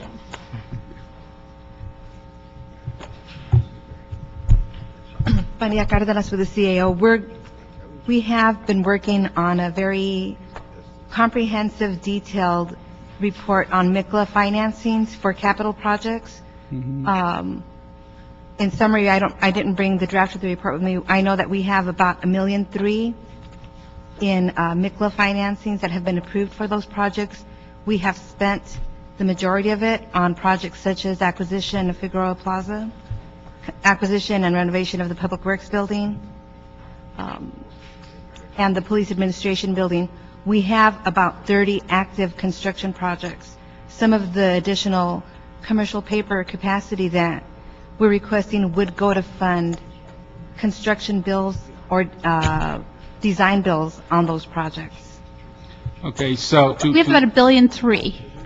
How much? $1.3 billion. $1.3 billion in approved Mikla projects. Okay. And how much funding for Mikla projects are you going to come to us next fiscal year to ask for approval? For next fiscal year, I mean, that's hard to say. We haven't put together the budget. We still have a number of projects that have been deferred or in design that will need additional funding. Okay. There was $30 million in Mikla projects that were approved as part of the budget this year. However, Budget and Finance Committee requested that before we move forward on them, we report back. A few of those projects received the recovery bond monies, but there are still a number of projects that we will be reporting back and requesting authority to move forward on them, such as the 3 swimming pools that have been designed in construction. Okay, my point is this, and Chair, if you could, I mean, I understand that we're asking for an additional $100 million there of credit. It's not going to hurt us. It helps lower paying some interest rates and lower interest rates in short term.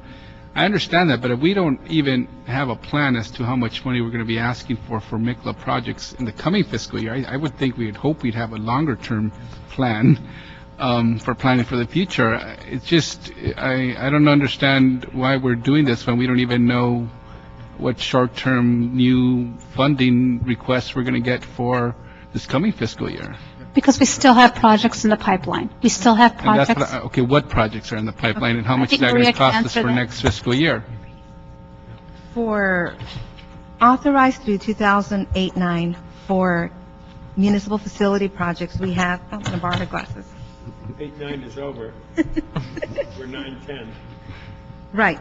We have 1.3 billion. In the 2009-10 budget, there was 30 million that was approved that we are going to report back with authority to move forward on it.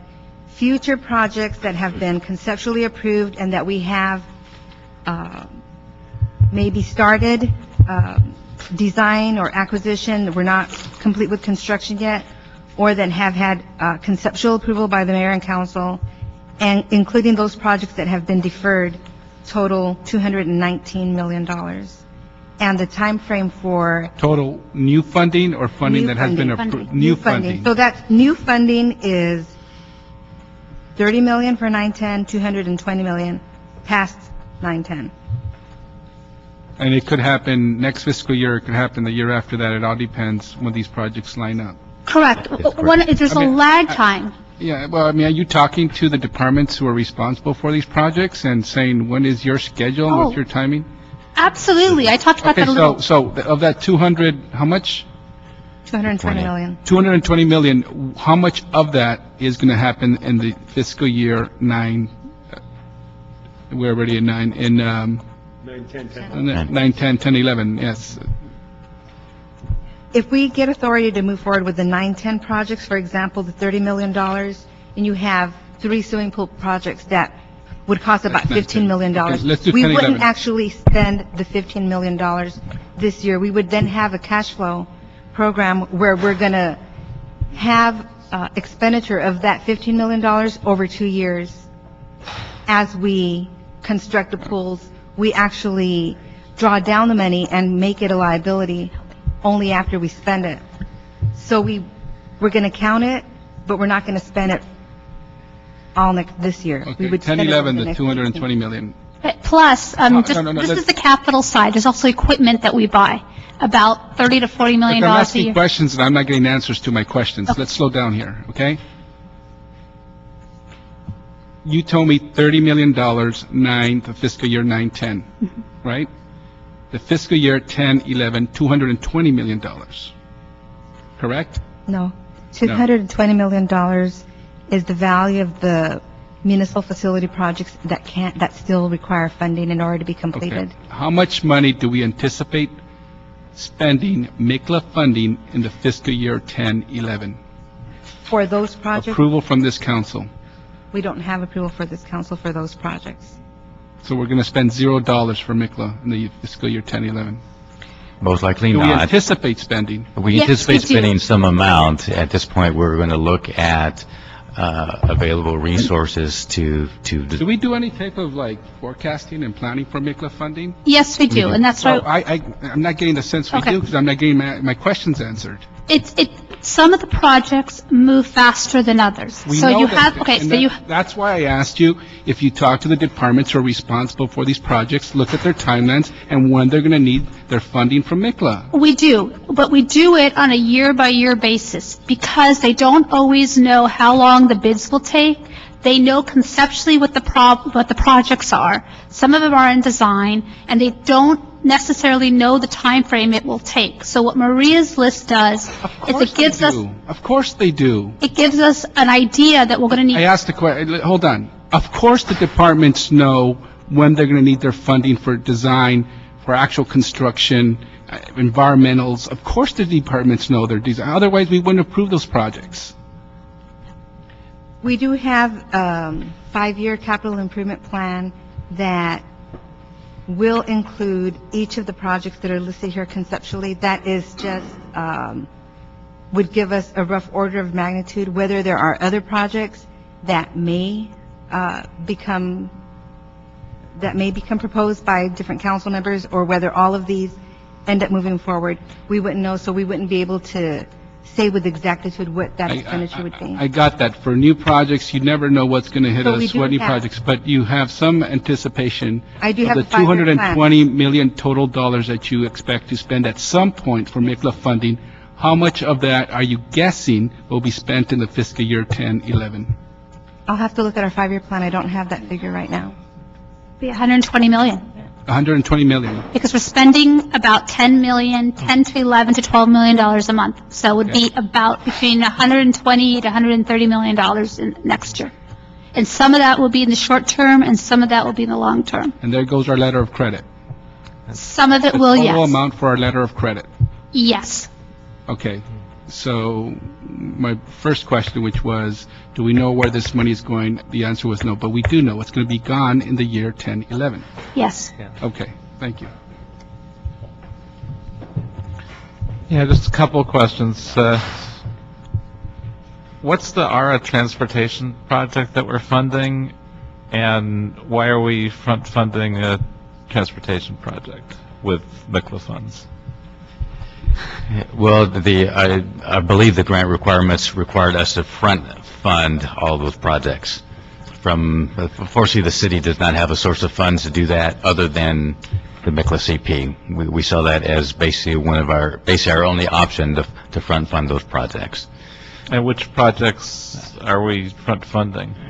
We'd have to get back to you. I think there's a whole list of those projects. I don't have that information here. Yeah, these are We can- projects that have been approved by the ARA committee already and have gone through council. It's about $52 million. And what will happen is that we'll issue $3 to $4 million at a time. They'll expend the money, and then 2 to 3 months later, the federal government will give it back to us, except for a very small amount of match, I believe, that we have. But that report we can pull for you and send it to you with all the details. So it really won't be a problematic long-term expenditure like some of these other things where this is money that should turn around and come right back to us pretty quickly. Correct, but we need the capacity to be able to use in the next few months, so we kind of added that to what was already in the pipeline, as the councilman said. And we realized that it would be great if we had a little bit more capacity. This is not the first commercial paper program we have. We have a wastewater commercial paper program also that's $300 million, and they do the same thing. They issue for their construction projects, and then they go into long-term and so forth. It's the same type of program. This one is fairly new because it was in the general fund, and we really hadn't done a lot of construction programs. But around 2000, 2004, we started buying again municipal buildings, which caused us to relook at how we were funding our Mikla. Most of our municipal buildings had been bought by that point with general obligation bonds. So that's why in 2004, we looked at Mikla CP as a way of helping us buy these larger municipal projects. That gives a little bit of context. Okay, and I thought that the CLA's office had some concerns about whether having the city's long-term debt obligations paid back over a longer period of time was strategically a good idea. Has that been resolved, or is that still a concern? As long as Natalie said, their plan is to continue to budget debt service for the amount. In this case, if you increase it to $300,000, that in next year's budget they would put in a sufficient amount to pay down principal and interest for $300 million. They would budget that amount. So as long as that continues to be the practice, we would continue paying off our long-term or our debt at the same rate. Then that concern would be obviated. Okay, so the CLA's office We're okay with is that. no longer no longer concerned about this. Okay, thank you. Any other questions? Let me ask, on this issue, what I'd like to do is we move this forward on the capacity issue, but that before that we use the capacity, that we ask the CAO to come back with the recommendations 101F, 101, 104, and 133 that was requested by the Budget and Finance Committee regarding the Mikla funding and how we use it. I'd also ask that as recommended by Ray, that we have a quarterly report as we move forward on this issue, and that we also, before using the capacity, have a report that sets up basically a project timeline and some indication as to usage for approval of the council, so that we just not put them in the queue, but that we have some report that shows the use of that capacity, how we intend to use it, what projects we will use it on, and what the timeline will be recommended. So we'd ask for those reports, and then, Lynn, if you could get with the clerk and add that one assurance that you asked, that we asked that assurance by the CAO as it relates to dealing with the debt service. So on those things, we'll move the item with those amendments. Councilman, so you don't want us to use Mikla CP unless we have approval from you? Well, the issue is what we're saying on this capacity, this additional capacity. We're not altering the 200 million in the Bank of America capacity. But before we use this capacity, because we were told it could go up to 220 months, we're just saying before we expand our capacity from 200 to 300 million in usage, that you come back with these types of reporting so that we're fully aware of what we're doing. I don't think anybody wants to slow you down on the capacity angle, particularly since we've gone through the work, and we certainly don't want to send the bank a message that we asked for it and now we're not asking for it. But before we use it, I think we need these responses that we asked for in the Budget and Finance, and also asking for that timeline on these projects that are in the queue. I think we need to be aware of the cumulative effect of those projects, so they're not just put in the queue and we just start financing them. We need to be given a timeline, equipment also. All those things should be given a timeline of what the expected use is. Yeah, I think that'll answer your questions, Councilman. Okay. Okay, thank you. Thank you. Okay, we'll move that item with those amendments.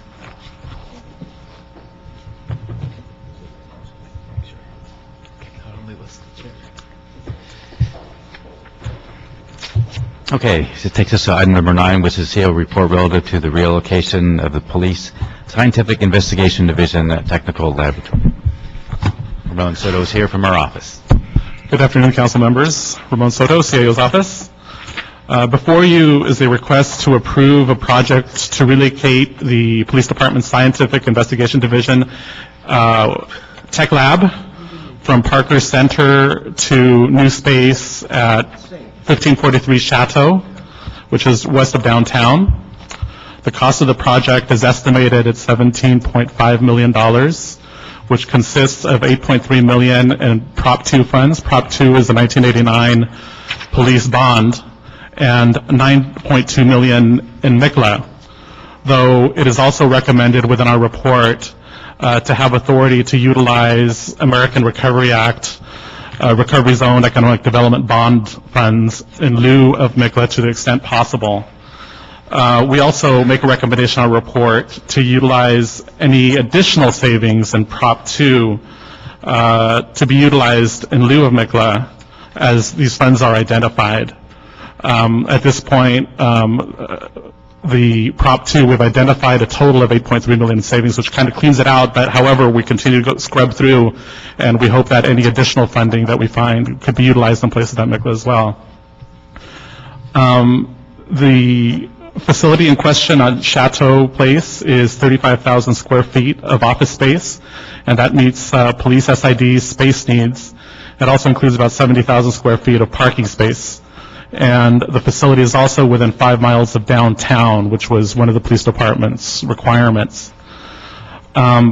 SID Tech Lab operations cannot remain at Parker Center indefinitely because Parker Center is out of compliance with the city's high-rise ordinance requirements, and SID faces accreditation issues being located at Parker Center.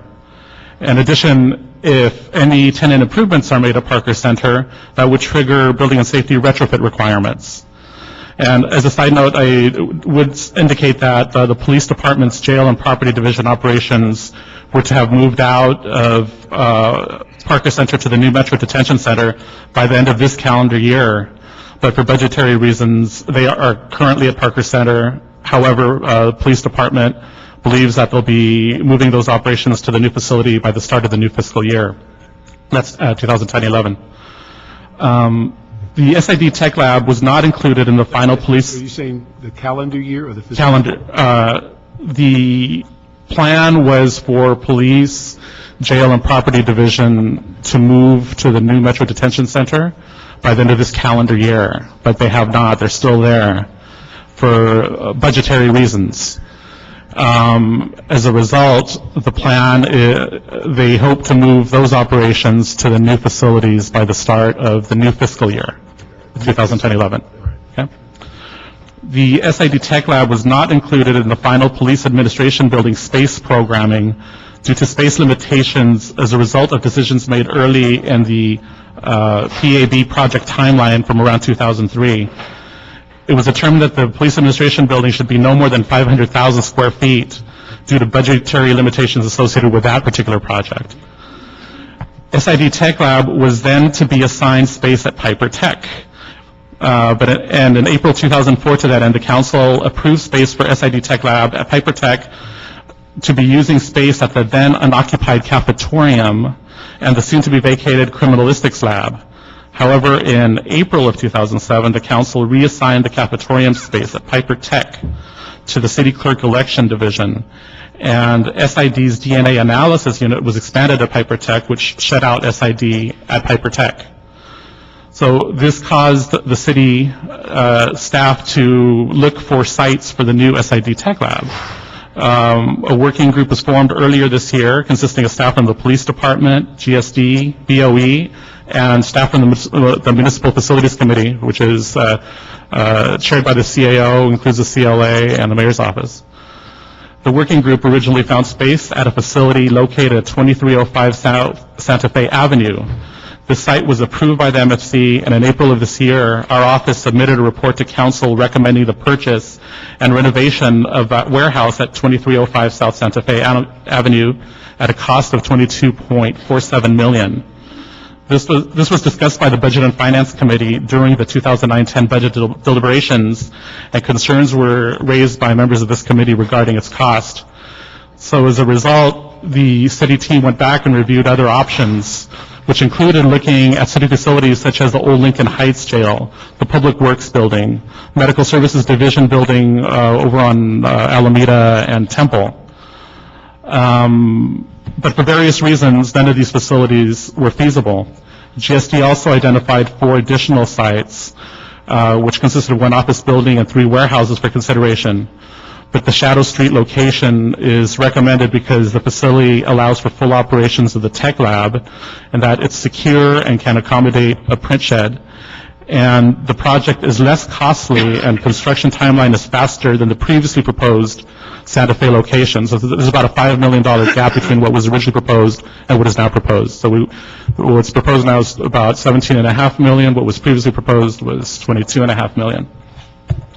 So in addition to acquisition, the project scope would include the demolition of existing interior spaces at the facility to accommodate SID's requirements and to construct new work and office spaces, and also to upgrade mechanical, electrical, and fire alarm systems, and it would also seek LEED's compliance. BOE anticipates the project timeline to run from 16 to 24 months from the date of approval by the mayor and council. The project will be overseen by the Municipal Facilities Committee, which meets on a monthly basis. And that would conclude my presentation at this time. I have staff here from the Police Department, BOE, GSD, and others. Okay, let me just ask you a few questions. Sure. You're looking at spending $17.5 million fresh dollars from where? The proposals are $8.9 million from Prop 2 savings. The Prop 2 is the police facilities bond from 1989. It's been largely expended. We have some savings.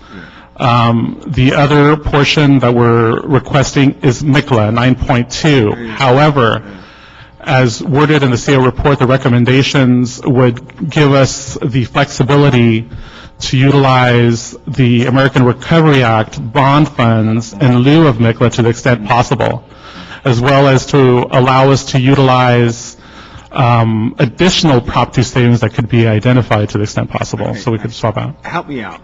We built a new police department. We cut a ribbon. We spent, what? How much did we spend on that building? It was in excess of $400 million. You're talking about the police administration building. The one across the street. Right. It's 500,000 square feet. It's about $436 million. Why didn't they, in the planning of creating that facility, plan to put that in there where it belongs with the mix of other aspects of police? Early in the process, again, due to budgetary limitations at the time, a decision was made to cap the size of that facility at 500,000 square feet. Yeah, but budget considerations, we ended up 50 to 100 million over budget to begin with, so I don't understand the logic of not putting it in a new facility. Again, if the full amount of LAPD resources were to have gone to a new police administration building, it would have required about 633,000 square feet in order to do so. The costs at the time were, it was just presented that we were not going to exceed X amount of money.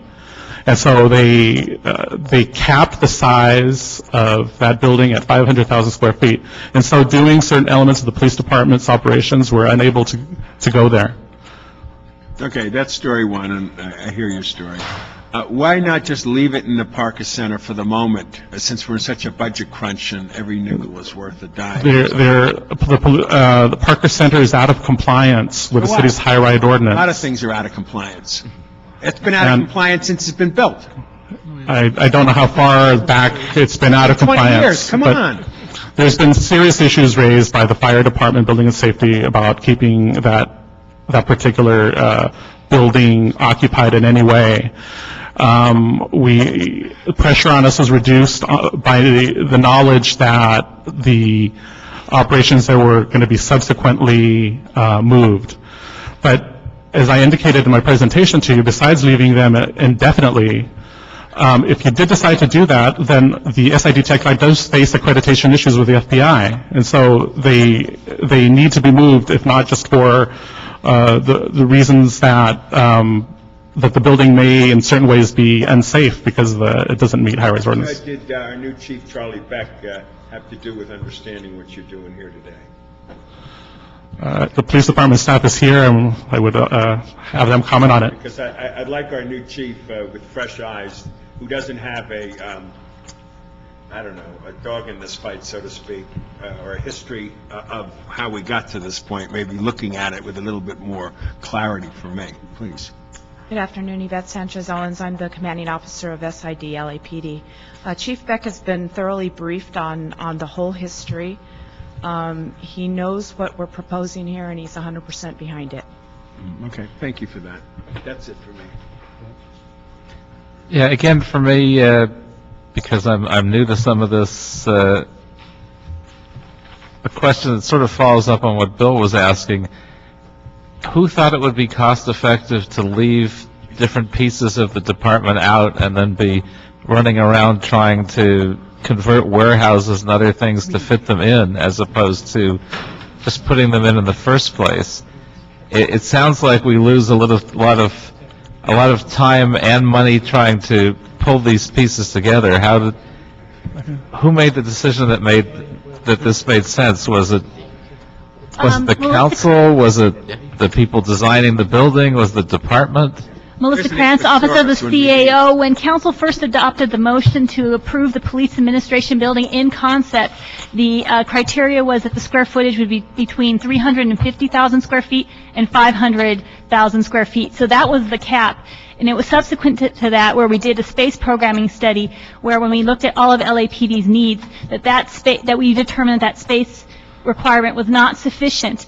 At that time, we identified space for all of LAPD functions, and we were fine up until we reallocated space in Piper Tech. So did anyone ever come to the council and say, 500,000 square feet is just not going to be enough, we'd like to put it all in one building, in one shot, and the council said, no, stick with 500,000? I happen to have been the commanding officer of Facilities Management Division during that whole discussion. And yes, all of the options were brought forth at that time, and the final decision was made by the council at that time. And so they knew they were intentionally leaving out a good chunk of the need, and that it would be scrambling to find places for it afterwards. That is correct. In fact, the chronology of approval, we actually had approval by council to do the SID relocation to Piper Tech before we actually approved funding for the police administration building. So the SID relocation to Piper Tech preceded the police administration building funding. Did council realize that Piper Tech wouldn't be able to take the amount of space that the Piper current Tech needs at are? that time was sufficient to accommodate SID Tech Lab. So what happened? How did it miss? As Mr. Soto explained, subsequent to that in 2007, space is reallocated. I mean, when the city is short of space, so when it sees free space, it tends to reassign it to other locations. And so what we had in 2007 was a city clerk needed space to vacate space from City Hall. And so it was decided to put them over there, and that deprived LAPD of space for their tech lab. Well, I wasn't here. I don't really want to insult anybody, but that strikes me as kind of a boneheaded decision. I don't totally understand how we got there when we knew we were allocating space for the LAPD to leave them without the space, not to put it into the building. Subsequent, when we expanded the criminalistics laboratory for the DNA analysis, it was also reported at that time, and in that report from the LAPD analyst, it was specifically stated that we'd have to accommodate LAPD's tech lab elsewhere at a significant cost. Well, it doesn't seem like it makes sense, but I don't know, having got ourselves into this current situation, whether the option that's being suggested, whether we have any better choices. At least it sounds like we've saved some money. Did Nick Petsuris weigh in on it? He was the oversight eyes.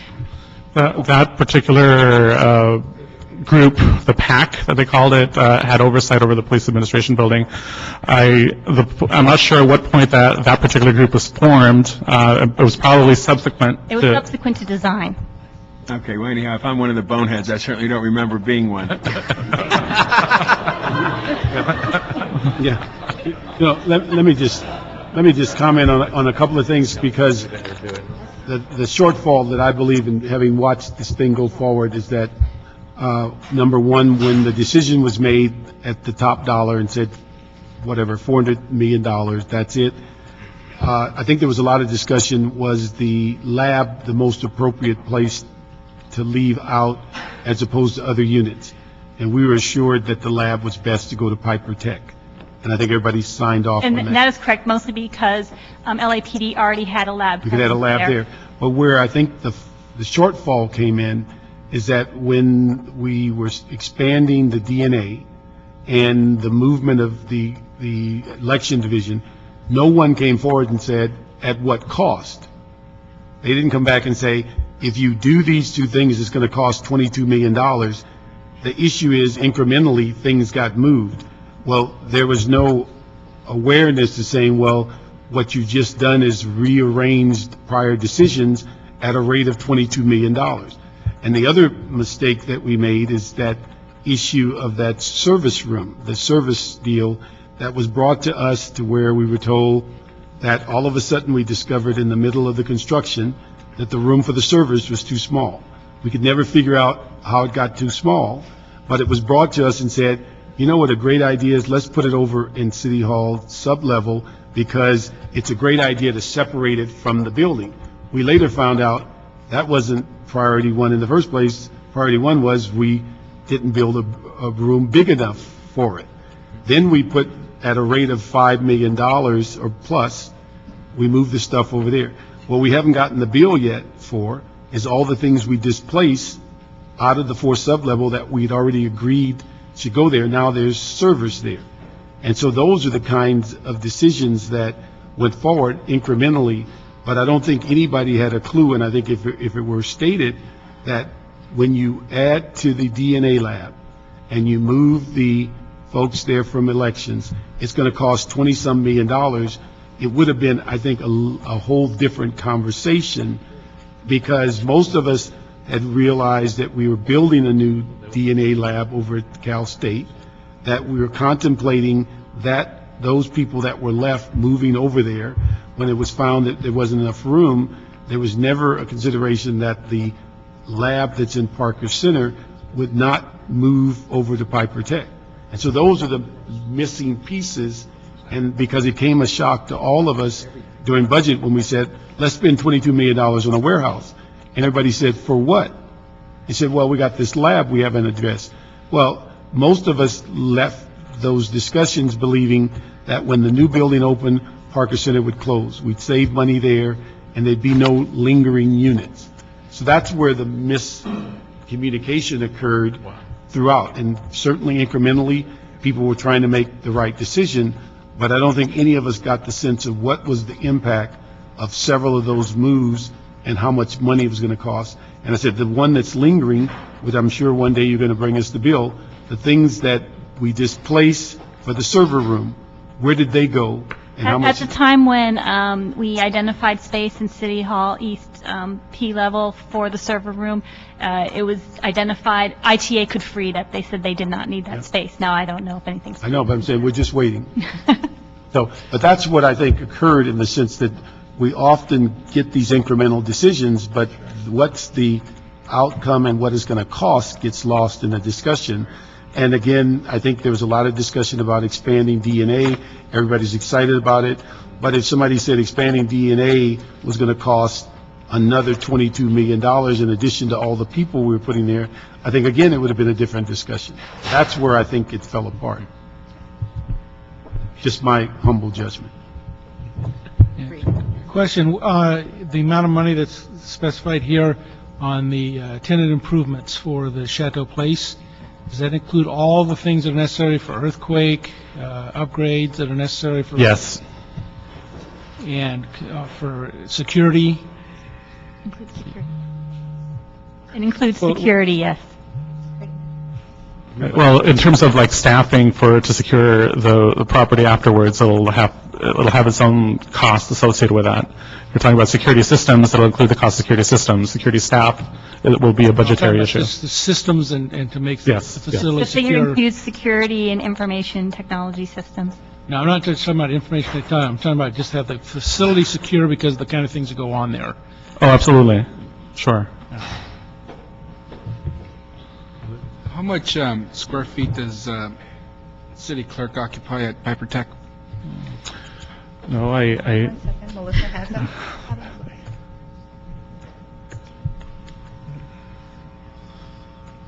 While she's looking for that, I'll let you know that the needs for these particular operations is they need 35 to 40,000 square feet depending on the configuration. In this particular case, the Shadow is 35,000 square feet, and the configuration meets the police department's needs. The total cafetorium space is now 15,000. They expanded it. It was originally 10,000. That's the city clerk? Yes. Okay. They moved it to the cafeteria. And this, for this use, we need 35 to 40,000, you said? That's correct, though, and a missing element from Melissa's item, though, is there's the cafetorium was one part, and then they were going to have part of the criminalistics DNA operations there as well. The total square footage over at Piper Tech that LAPD was to occupy was about 48,000 square feet. And that was after the expansion of the DNA? No, I'm sorry. The DNA is what eliminated the SID Tech Lab from moving over. So when the council approved the relocation of the SID Tech Lab to Piper Tech, the total square footage that they would occupy was about 48,000 square feet. And then subsequently, we chopped space away. So can we have the city clerk division move somewhere else and ask that CAD move to the Piper Tech? They still will not have sufficient space because... How much space? Well, right now, the city clerk is about 15,000 square feet. Right now, LAPD occupies about 40,000 square feet. So we would be taking out a lot of space. Okay, and how much space do you need? Well, we need about 40, was it 40 for space planning? Right.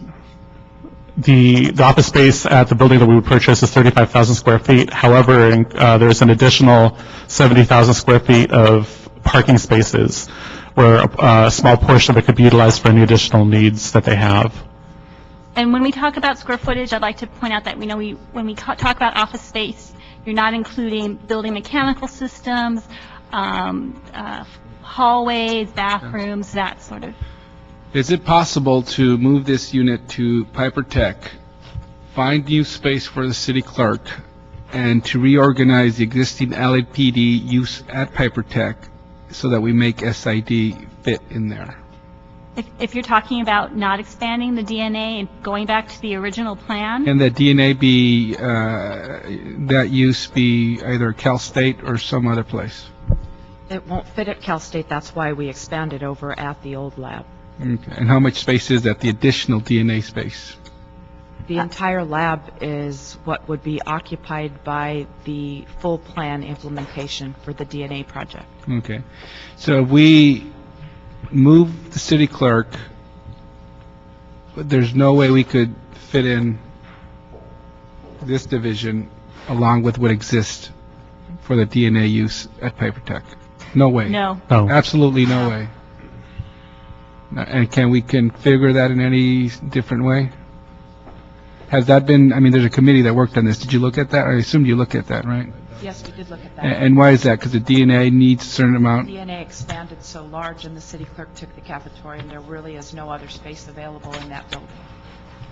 Are you saying that the DNA at Piper Tech is over 35,000 square feet by itself? The DNA lab will be about 19,000 square feet. Also, we have to make space for LAPD's warehouse. They were using St. Andrew's Place as a warehouse, and they've also had to occupy space over at Piper Tech.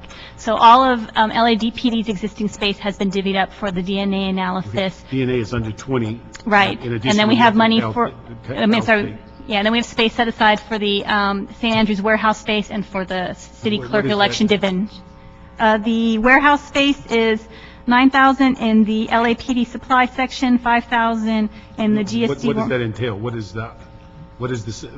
What is being captured under that space? Are you wondering what is being kept right now over at the warehouse Yeah, space? when you said St. Andrew's space, what's there? Tom Brennan will come up. Council members, I also wanted to point out that we just completed spending $3.9 million to build out the cafetorium space for the city clerk. We probably completed that project within the last year or so, and it probably would be very difficult to keep those build-outs in order to accommodate a technical lab because they're different uses. Good afternoon, Tom Brennan from Facilities Management at LAPD. The warehouse that we have was at St. Andrews, and that space is being torn down to build a new animal shelter. The equipment that we have in there, we keep, we have a variety of supplies for emergency operations. We have our technology equipment that comes in. That is our swing space for where everything comes through for the in-car video. All of that stuff has been stored in there, as well as everything else that we use constantly going through as we're moving things in and out of the department. The space that we had at St. Andrews, I believe, was 30,000 square feet.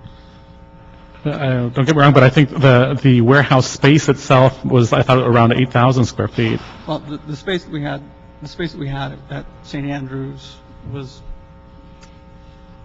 a very large space, and we have consolidated that down as far as we possibly can to make it fit into the available space that was at Piper Tech.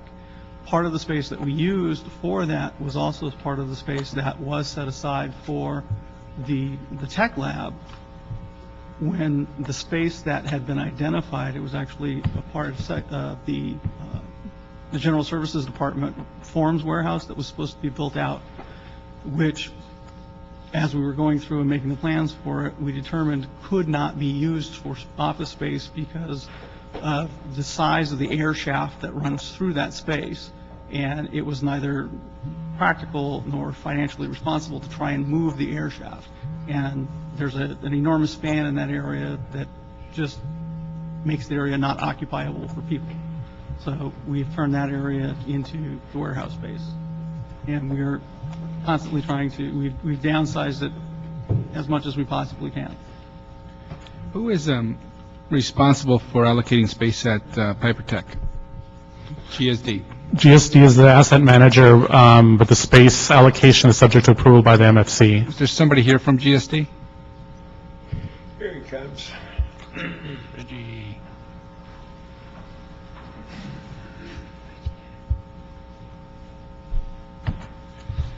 So help us understand this. As Mr. Parks went through kind of a history as to the decision points that were made and how we ended up here today and are being asked to allocate millions of dollars to make space for this this division of the LAPD.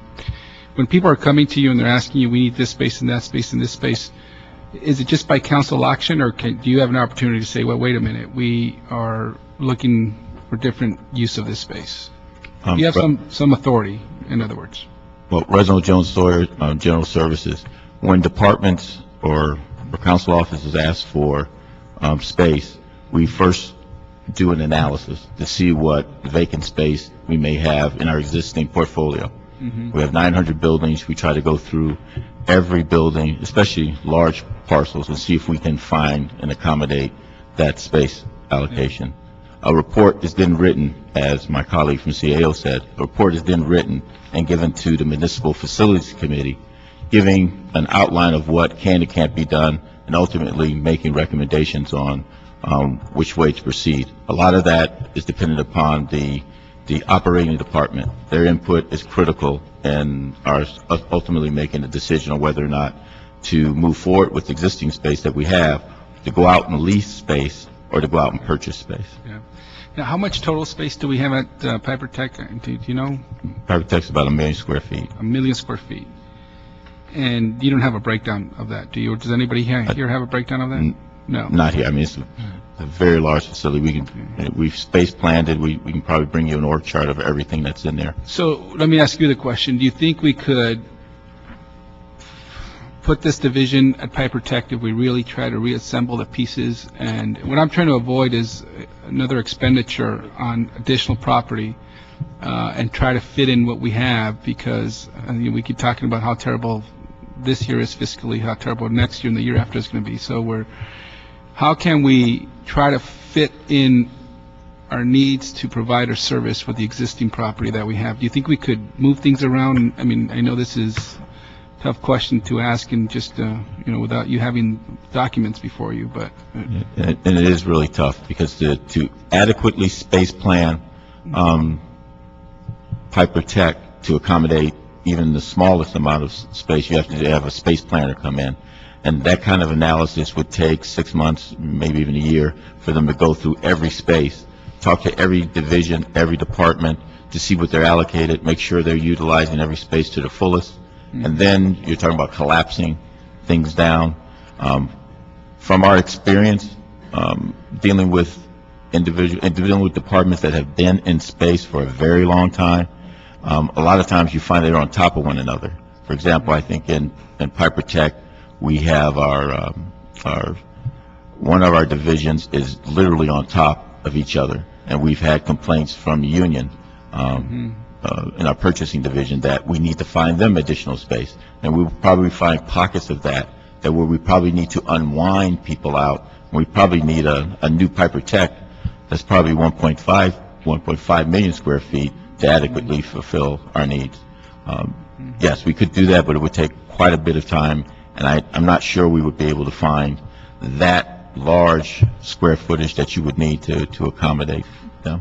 And Councilmember, we walked, the police department, the CAO, the CLA, representative from the mayor's office, and the asset management folks from GSD. We walked the entire Piper Tech several times as we were looking at this, trying to figure out how we could make it fit.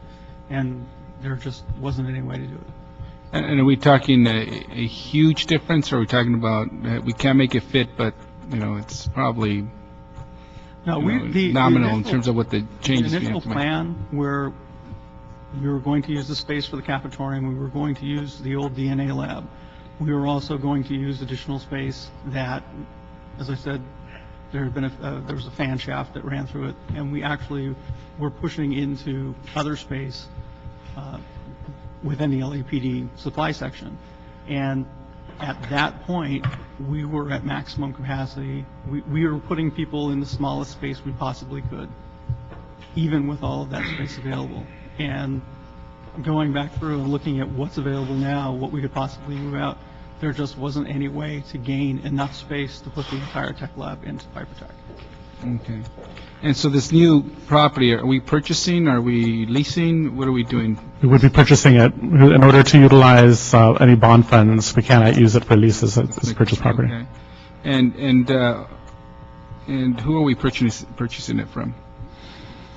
I don't have the name of the seller, but I have the address, and the seller is interested in talking to the city about a possible sale. But ultimately, and we do hope to reach an agreement for a sale. But ultimately, if the city has certain powers to get property should it need it. Okay, who's the broker for the sale? It's CBRE. It's one of our commercial real estate. Okay. You access the broker for both buyer and seller? He's the broker for both.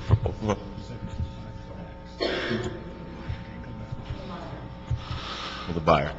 For the buyer. Okay. What's the characteristics of this neighborhood where we're going to move in? What's it like? Is it all industrial warehouse? I'm sorry, I didn't hear. What are the characteristics of the neighborhood where we are purchasing this property?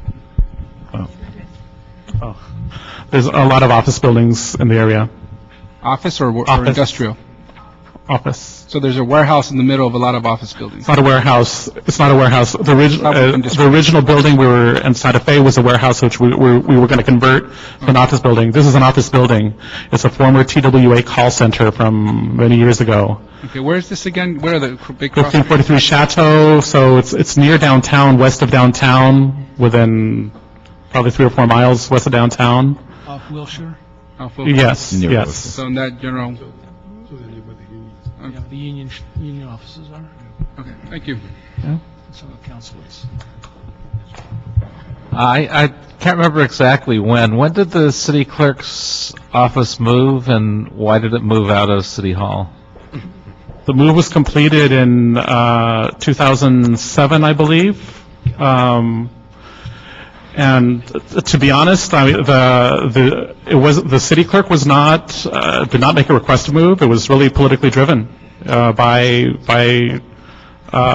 elected offices and related elected offices. Well, who? What are you talking about? I don't want to go. Come on.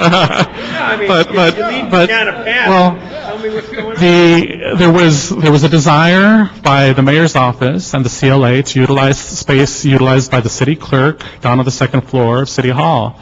Part of the rationale made a lot of sense in that the city clerk's operations ramped up and were used when elections were taking place. And so for much of the time, the space was unneeded, or unutilized, probably a better term. And so the CLA and the mayor drove the issue of moving that space to the clerk space to the cafetorium, and then the space was taken by the mayor and the CLA on the second floor. No, who makes those decisions? Is it the council? Is it the mayor? Who's actually in control of the space? Funding for the project, and Bureau of Engineering was the project manager and implemented the project. I'd like to go back to some of the comments that Councilmember Parks had said. I think the project management team working all along in populating the police administration building and in looking at the impacts of not fully being able to move all of the police tenants to the new building had been aware. The communication that we have made as staff to municipal facilities, as staff to the CAO, I can say we felt we had notified the council. It was not clear communication based on the fact that it caught everybody by surprise. You know, lessons learned, we probably would go back and provide rough order of magnitude estimates rather than items that we're more comfortable with and doing Class C estimates so that we could give you a good heads up as to what was coming. Ringing a bell would be good. Right. That'd be nice. $22 million. Right. It was noted. It wasn't clearly communicated. And we did go back and look at all the reports I'm that sure we had if read mentioned, the and that reports, is clear. Somewhere in that report would tell us that. We will. The dilemma Didn't do is, that. when you're talking about $22 million, a bell and an alarm should go off. We did not do that. We will. We did. We do have a lesson learned from that. The proposal to purchase this property for $17 million using unspent 1989 general obligation bond programs, we still continue to recommend it. We are trying our best to spend our old bond proceeds. That bond program, it's from 1989. The use of Mikla financing, $9.2 million, would create a general fund impact in terms of the debt service. However, if we are able to use the recovery development, the ERA recovery bond monies, that reimburses the city 45% of our debt service, which is a significant amount of money, which totals about almost $4 million that we would be able to save. We do plan, we do have $170 million, I believe, in ERA funds for public facilities. The council has used $20 million of it. We have a substantial amount of monies that we can still go to. I know that for our office, we do have this project very high on the list, and we look forward for your support on this. Let me just ask one other question. What's the dollar value on the, I think you're talking about 18 months that the lab has to be there while you're going through construction? What's the cost for that 18 months of staying in Parker? It's about $800,000 a year to maintain partial occupancy at Parker Center.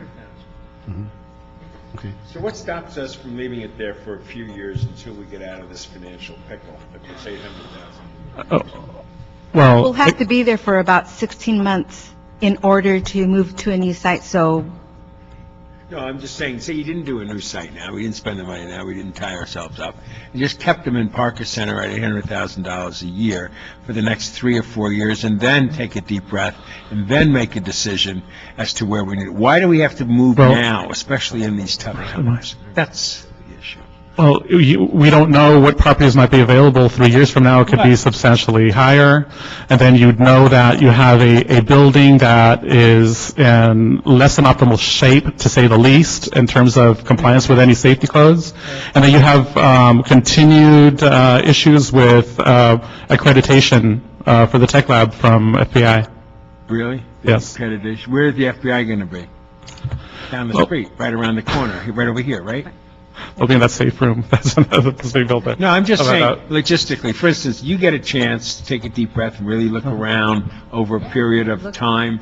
Meantime, we spend $800,000 a year until maybe we can find some other guy. You know, we're going to consolidate a lot of the city. In the next couple of years, it's not going to look like it did yesterday. It's changing. We just lost 2,400 of our brains, and we're going to be tightening up and doing this and that.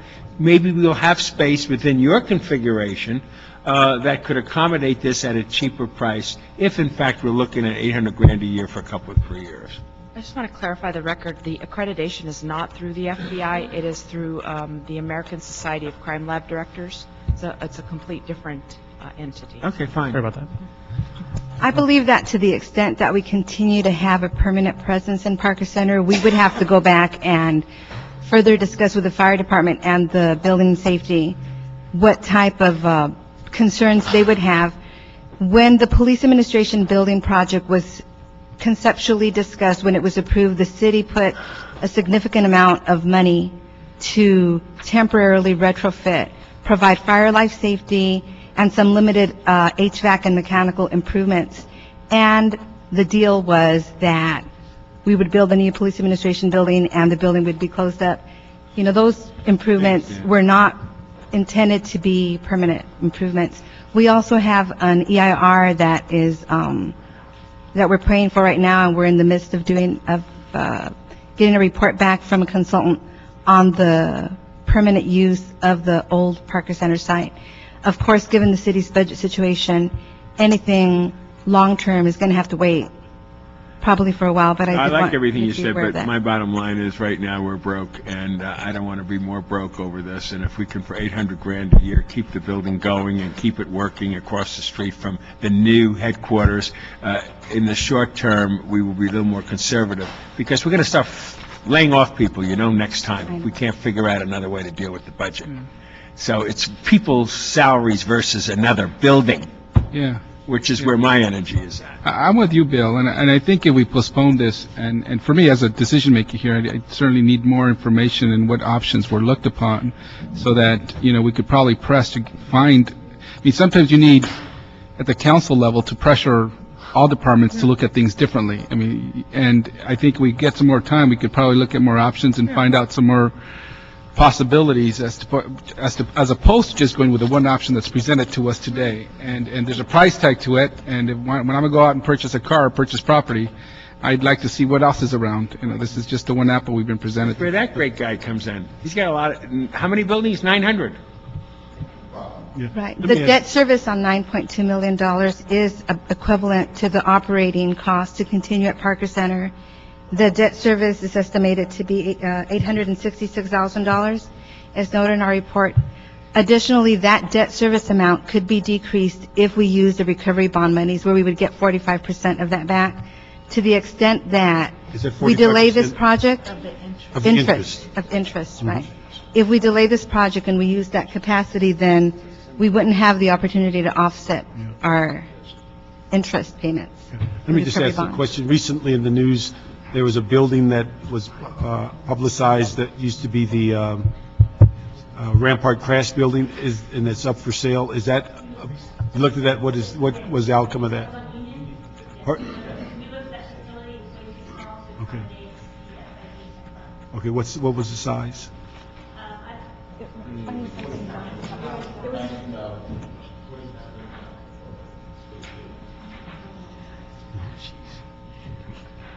Well, it's the Krantz. That was one of the first facilities we looked at. GSD went through and looked at places that we were leasing as part of the Prop Q program to see if they would be available.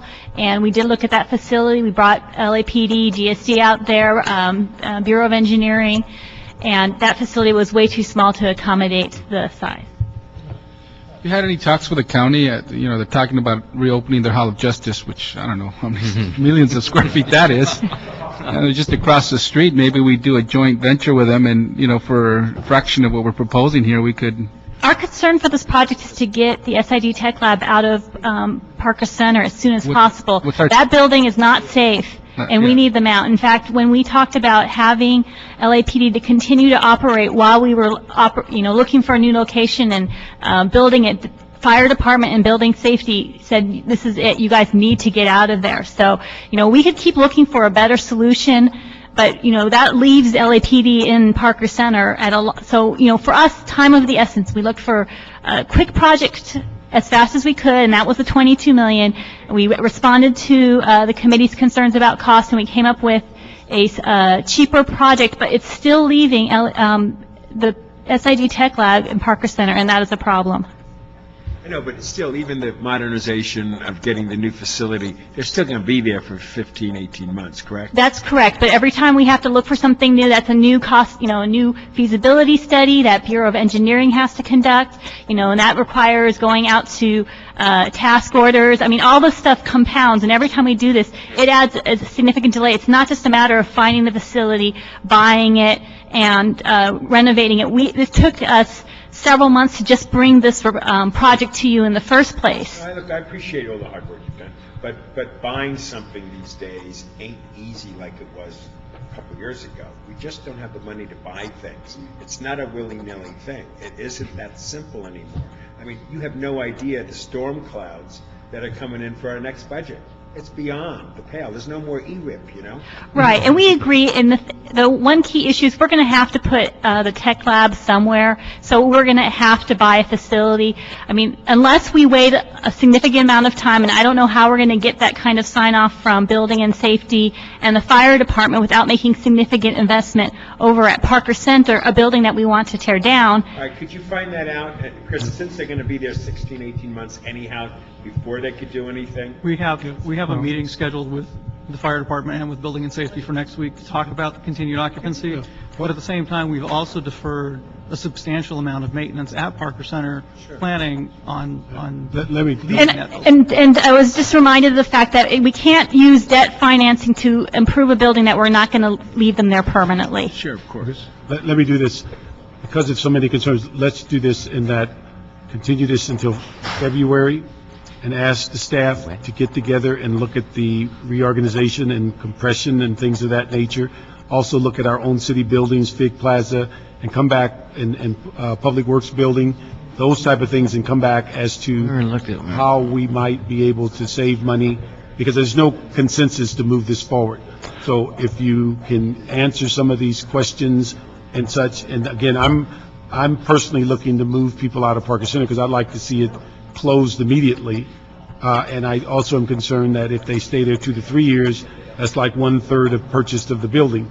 So again, if we can come back in February with more answers, more evaluation and those things, and maybe we can get more of a consensus. One thing that I would point out, if we want to use this particular operation and place it in like a city office building, regular office building that's occupied by a bunch of other individuals, there may be some security issues related to that, because there are criminals that are actually transported to the tech lab as it is right now. They're at Parker Center, so it's safe, if you will, but depending on how a building is configured, it may be difficult or to have arrested criminals riding elevators along with other people. Yeah, I understand it, but again, I think the issues today is that there's a lot of concern, and until those issues get resolved, I don't think we have a consensus to move it forward. And so why don't we save ourselves a little energy and come back in February with more answers to the questions that you've heard from the committee members. Okay? I'm being told by our realtor, and he can explain in detail, that there may be a timing issue on the purchase of the building. And okay. I don't know. The issue is, as you know, with Fig Plaza, until it goes up 3 times, we're not real interested. And Councilmember. It's always a timing issue. So when it gets up 3 times the price. This is our second try, so okay. Next time. Lisa, I wanted to rest your question here.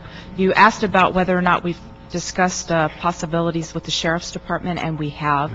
I personally went and toured their Beverly location, and it's not big enough. That was the only location they thought might help our dilemma, and it simply wasn't big enough. Okay. Before this comes back and you've done the additional work that's requested of this committee, can somebody contact my office so that I could be briefed on it before it comes to committee again, please? Thanks.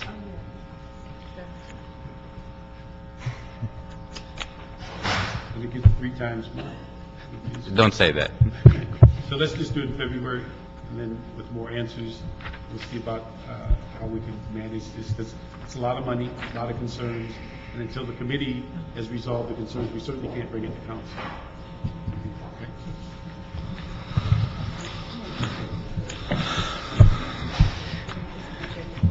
Okay. Well, this one's going to turn around and bite us. Does that mean, should we discuss item 11 or is that moot? Just kidding. Yes. I don't think we have a choice on this one. Well, we'd have the same thing on the other one too. But okay, so item 11. Item 11. Mayor, City Controller, ITA, CAO, and CLA report relative to the Financial Management System project. The request to reapprove the Mikla funding, transfer some additional funding, and execute a contract amendment. let me just say this maybe for time. I think all of us are familiar with this. It's gone through about 27 times. I think in looking at it, one of the things I was wondering about as we look at this program, and I think most people agree that it's a necessity that FMIS comes online. What I'm wondering about with the number of people involved, two things. Is there a transition plan? Do we need all 49 people for the whole duration of the project? Or do those people move off the payroll as time moves forward? And also, is this plan that this system will become the City of LA system that will manage it?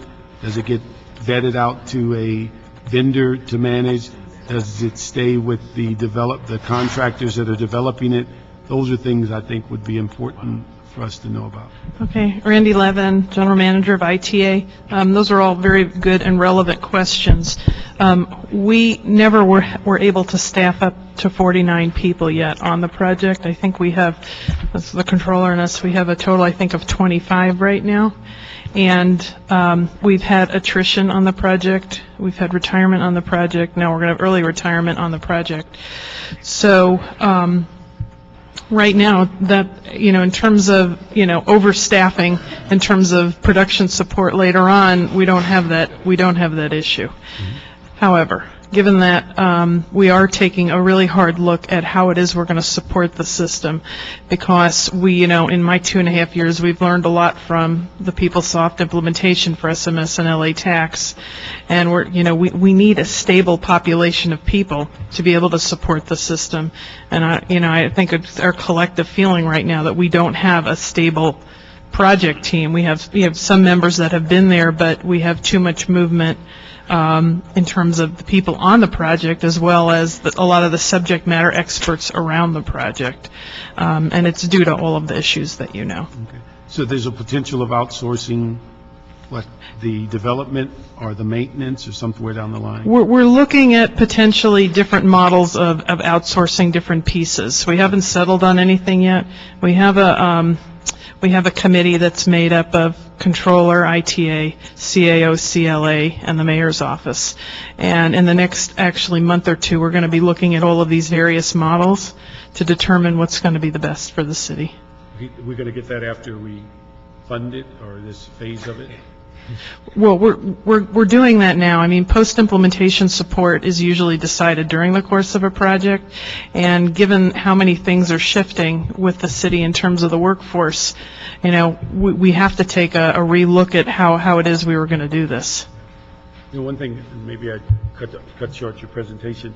Could you give us just a thumbnail of all the things that we think this system is going to do? Because I remember that it was dealing with our financial system, and there's a lot of other systems that's going to plug into it, and all the reliance on updating and upgrading our current system. It's going to provide great benefit to the city. I mean, on one level, it doesn't look like we're doing much because we're replacing 4 modules: general ledger, accounts payable, accounts receivable, and project and cost accounting. But those things are huge because, particularly in the area of project accounting and cost accounting, you would have a very accurate picture today sitting here, that whole Mikla discussion of what's out there and how much has been spent. You could push a button and you'd know right now.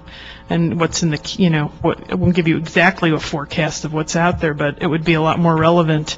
So there are some immediate benefits that the city would see, in terms of just, accurate, up-to-date financial information, which we spend a lot of time accumulating today. For the controller, any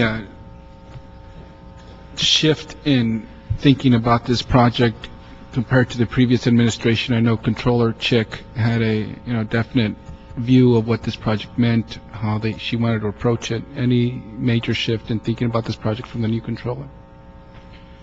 I'm not sure of all the elements that you're alluding to from her position, but it remains an enormous priority to the current controller that we do implement FMS and that we do so properly.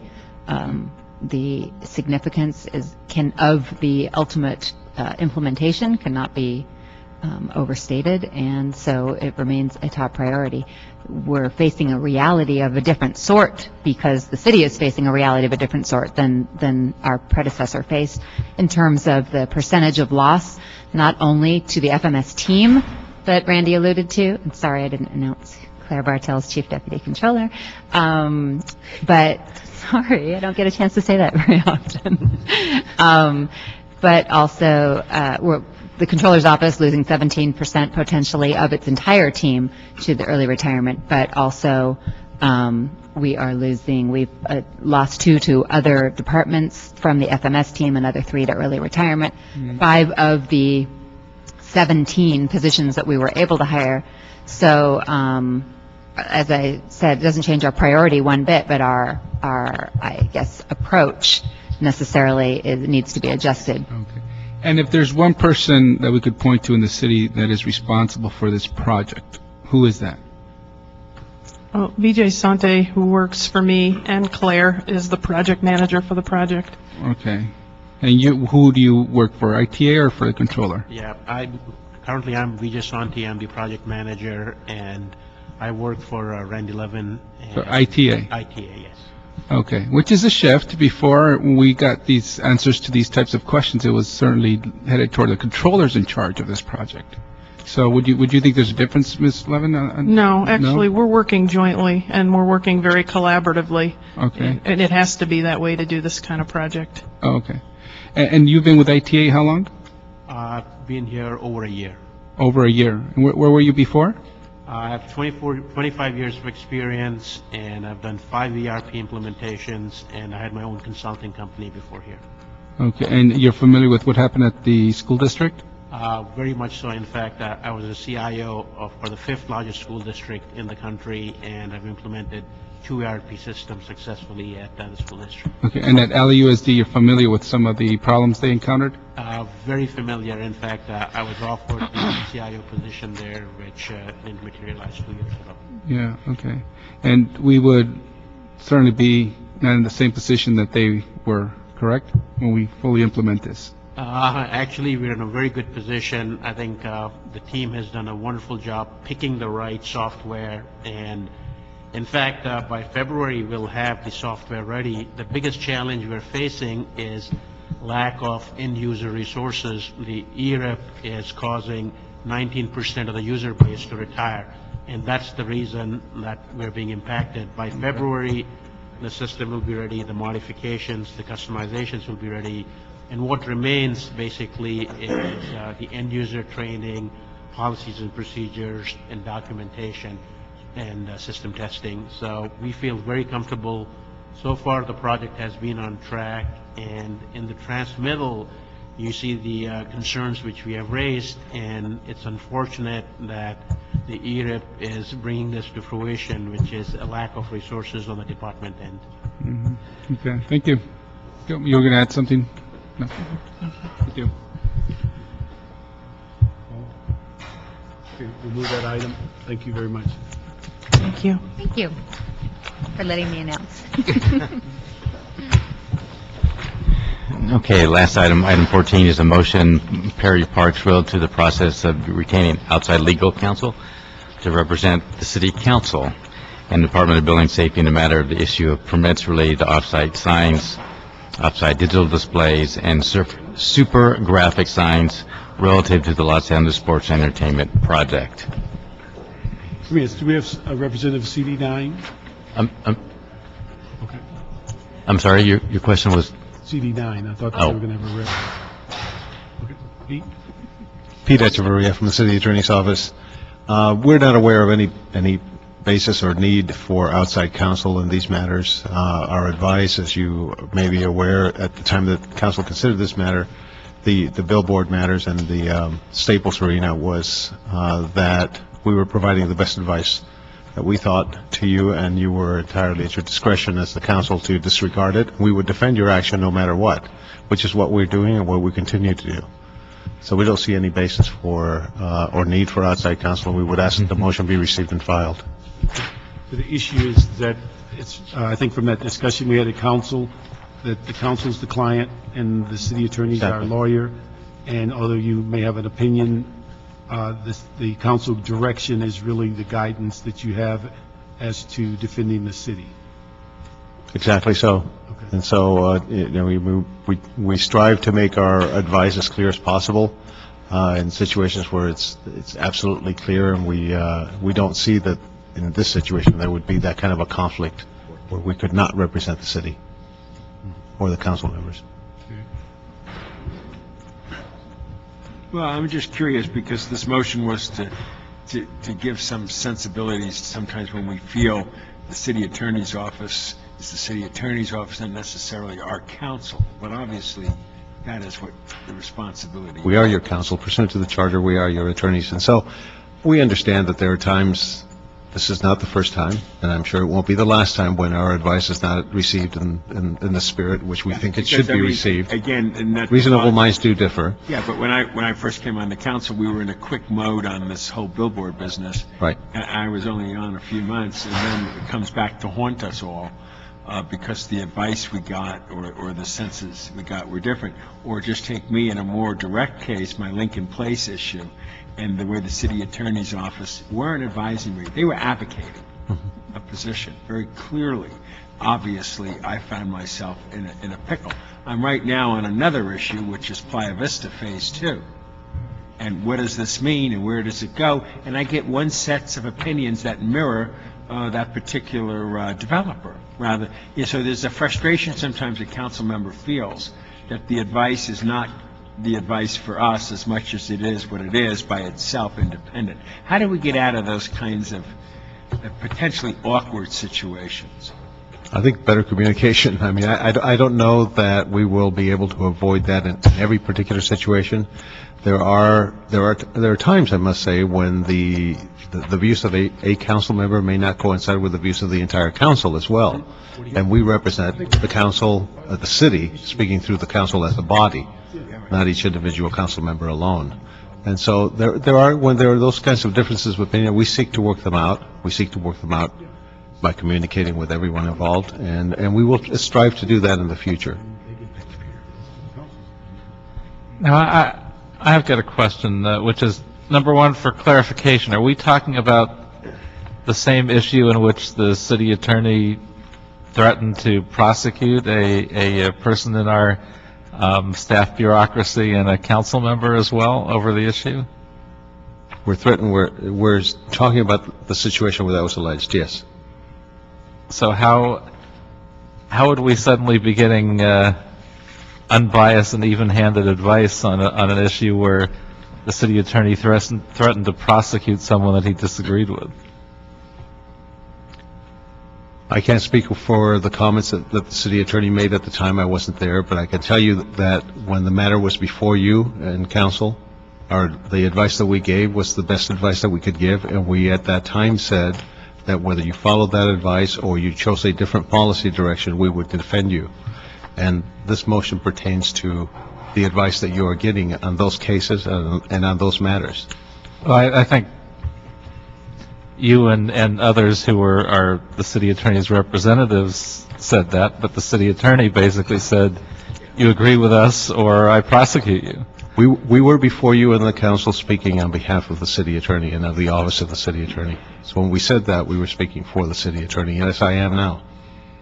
Well, it's awkward to hear him say one thing directly and then people representing him say something that's the opposite. Now, I have to say, I've been a council member in another city, as you know, and we had a contract city attorney who actually worked for us, and if he wasn't working for us, he would have found himself unemployed in that particular contract.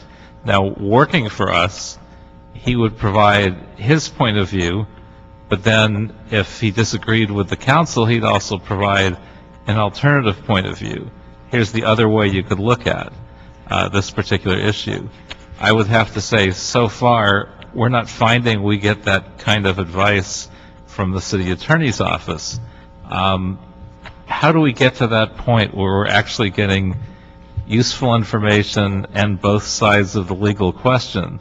I'm not sure how I can change that perception. I can tell you that the practice, at least from what I know, and to the extent that I influence the office, the practice of the office is to present all the alternatives to you and to let the council, as a matter of policy, decide. When there are policy choices to be made, and the law isn't so clear that it says you must follow this particular course.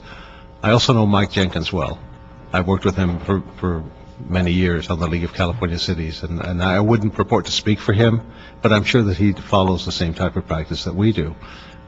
He would, at least let me speak not just about Mike, but about city attorneys in general. Under the state bar rules of conduct, we represent the entity, and we advise the entity. And so he may well have recognized that the council speaks for the entity, as we do, and we give advice to the council in that capacity. It is the council that makes those policy decisions as well, not only in West Hollywood, but here. And we recognize that. And I think I've been at meetings with the city council, with the city attorney, when he has said, I'm here to be your lawyer, you make the policy decisions, and we will implement them as your lawyer. I mean, I don't want to go too far with this because it isn't exactly on the agenda, but it is a real opportunity to get a thought out. I mean, you look at the medical marijuana issue. I wasn't on the city council any longer in West Hollywood, so I wasn't in on their closed sessions. Right. I suspect that their city attorney said, well, my reading of this is that you can't have sales. But the argument on the other side is this. And obviously, the city of West Hollywood went with an ordinance that's like what we're contemplating, which the city attorney disagrees with. But we couldn't get the other side of that issue presented to us by the city attorney's office to save our lives. So how do we get to the point where the city attorney will say in closed session or open session, I see the direction you're going in, here's the basis on which we'll defend you, rather than you're dead in the water, there's only one way, my view or nothing? I can't speak to the marijuana situation because I have not been the one giving the advice and analyzing all the advice that's been given. I can, however, tell you that there are situations where you have a multitude of options, and there are situations where your options are much narrower. And we do strive, at least as an office, we do strive to present those options to you. I can't change that perception. I think there will be even more discussions. I'm hard put to recall a matter that was the subject of as much discussion as there has been about the medical marijuana. Both being our advice and the policy issues with which the council is grappling. And I use that term advisedly. I think you're grappling with some significant issues there. All I can say is that we strive to give you, as an office, we strive to give you as much clarity, and then to represent whatever action you do take, to represent you in the courts when necessary, and defend that as best as possible. And we do The only strive thing to I do can that. say is, I know you, I know your reputation, I know you're taken very seriously within your office. I would just ask that you advocate for a more even-handed approach to the information that the council gets from the office. Fully intend to do that. And if I could just dovetail that, the history of Lincoln Place, which I don't want to go into, being appropriate, did give me, similar to what Mr. Koretz is saying about points of views or options or so on. And I'm about to face Playa Vista Phase 2 come, I don't know, January, February, March, or April, or May. Don't know what the time frame will be. And when we get into that discussion through Plum and maybe council, I would appreciate the city attorney's office outlining options for me, because I have different points of views from different lawyers, not in that department. The department is straight-laced with one position, period. Yes. While others within the legal profession, within the city, actually have different positions. And I, frankly, want to do the best for my constituents. So if that attitude that you project here, Pete, could be the attitude of the city attorney's office, it would help us elect, because sometimes, I mean, just to end it, we're intimidated because we'll have one of your lawyers say, oh, it's potential litigation, da-da-da-da, or ba-ba-ba-ba. That puts you in either an ignorance or fear position, and you're not necessarily getting all the options you need. And since this is on an agenda item here on one particular point, it does go for the whole department going forward. We need to know as much as we can and the options available to us, because we're not omniscient. We can't sit in our council as policymakers unless we have enough information.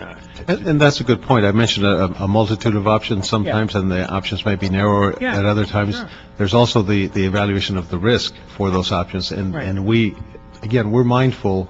I try to be mindful, and I strive to see that the office is mindful of the risks that are presented, not just to a particular project or to the city, but to the taxpayers, whom ultimately we all serve. And so, yes, we strive to do that, and we will continue to do that. I'll do my best to do that. A question? Okay, we'll move that item. We're going to receive and file. Thank you very much.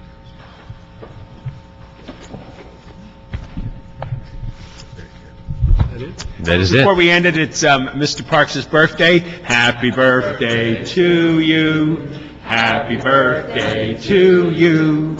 Happy birthday, dear Bernard. Happy birthday to you. I was just joking. It's not my birthday. No! It is. About a calendar. God bless you.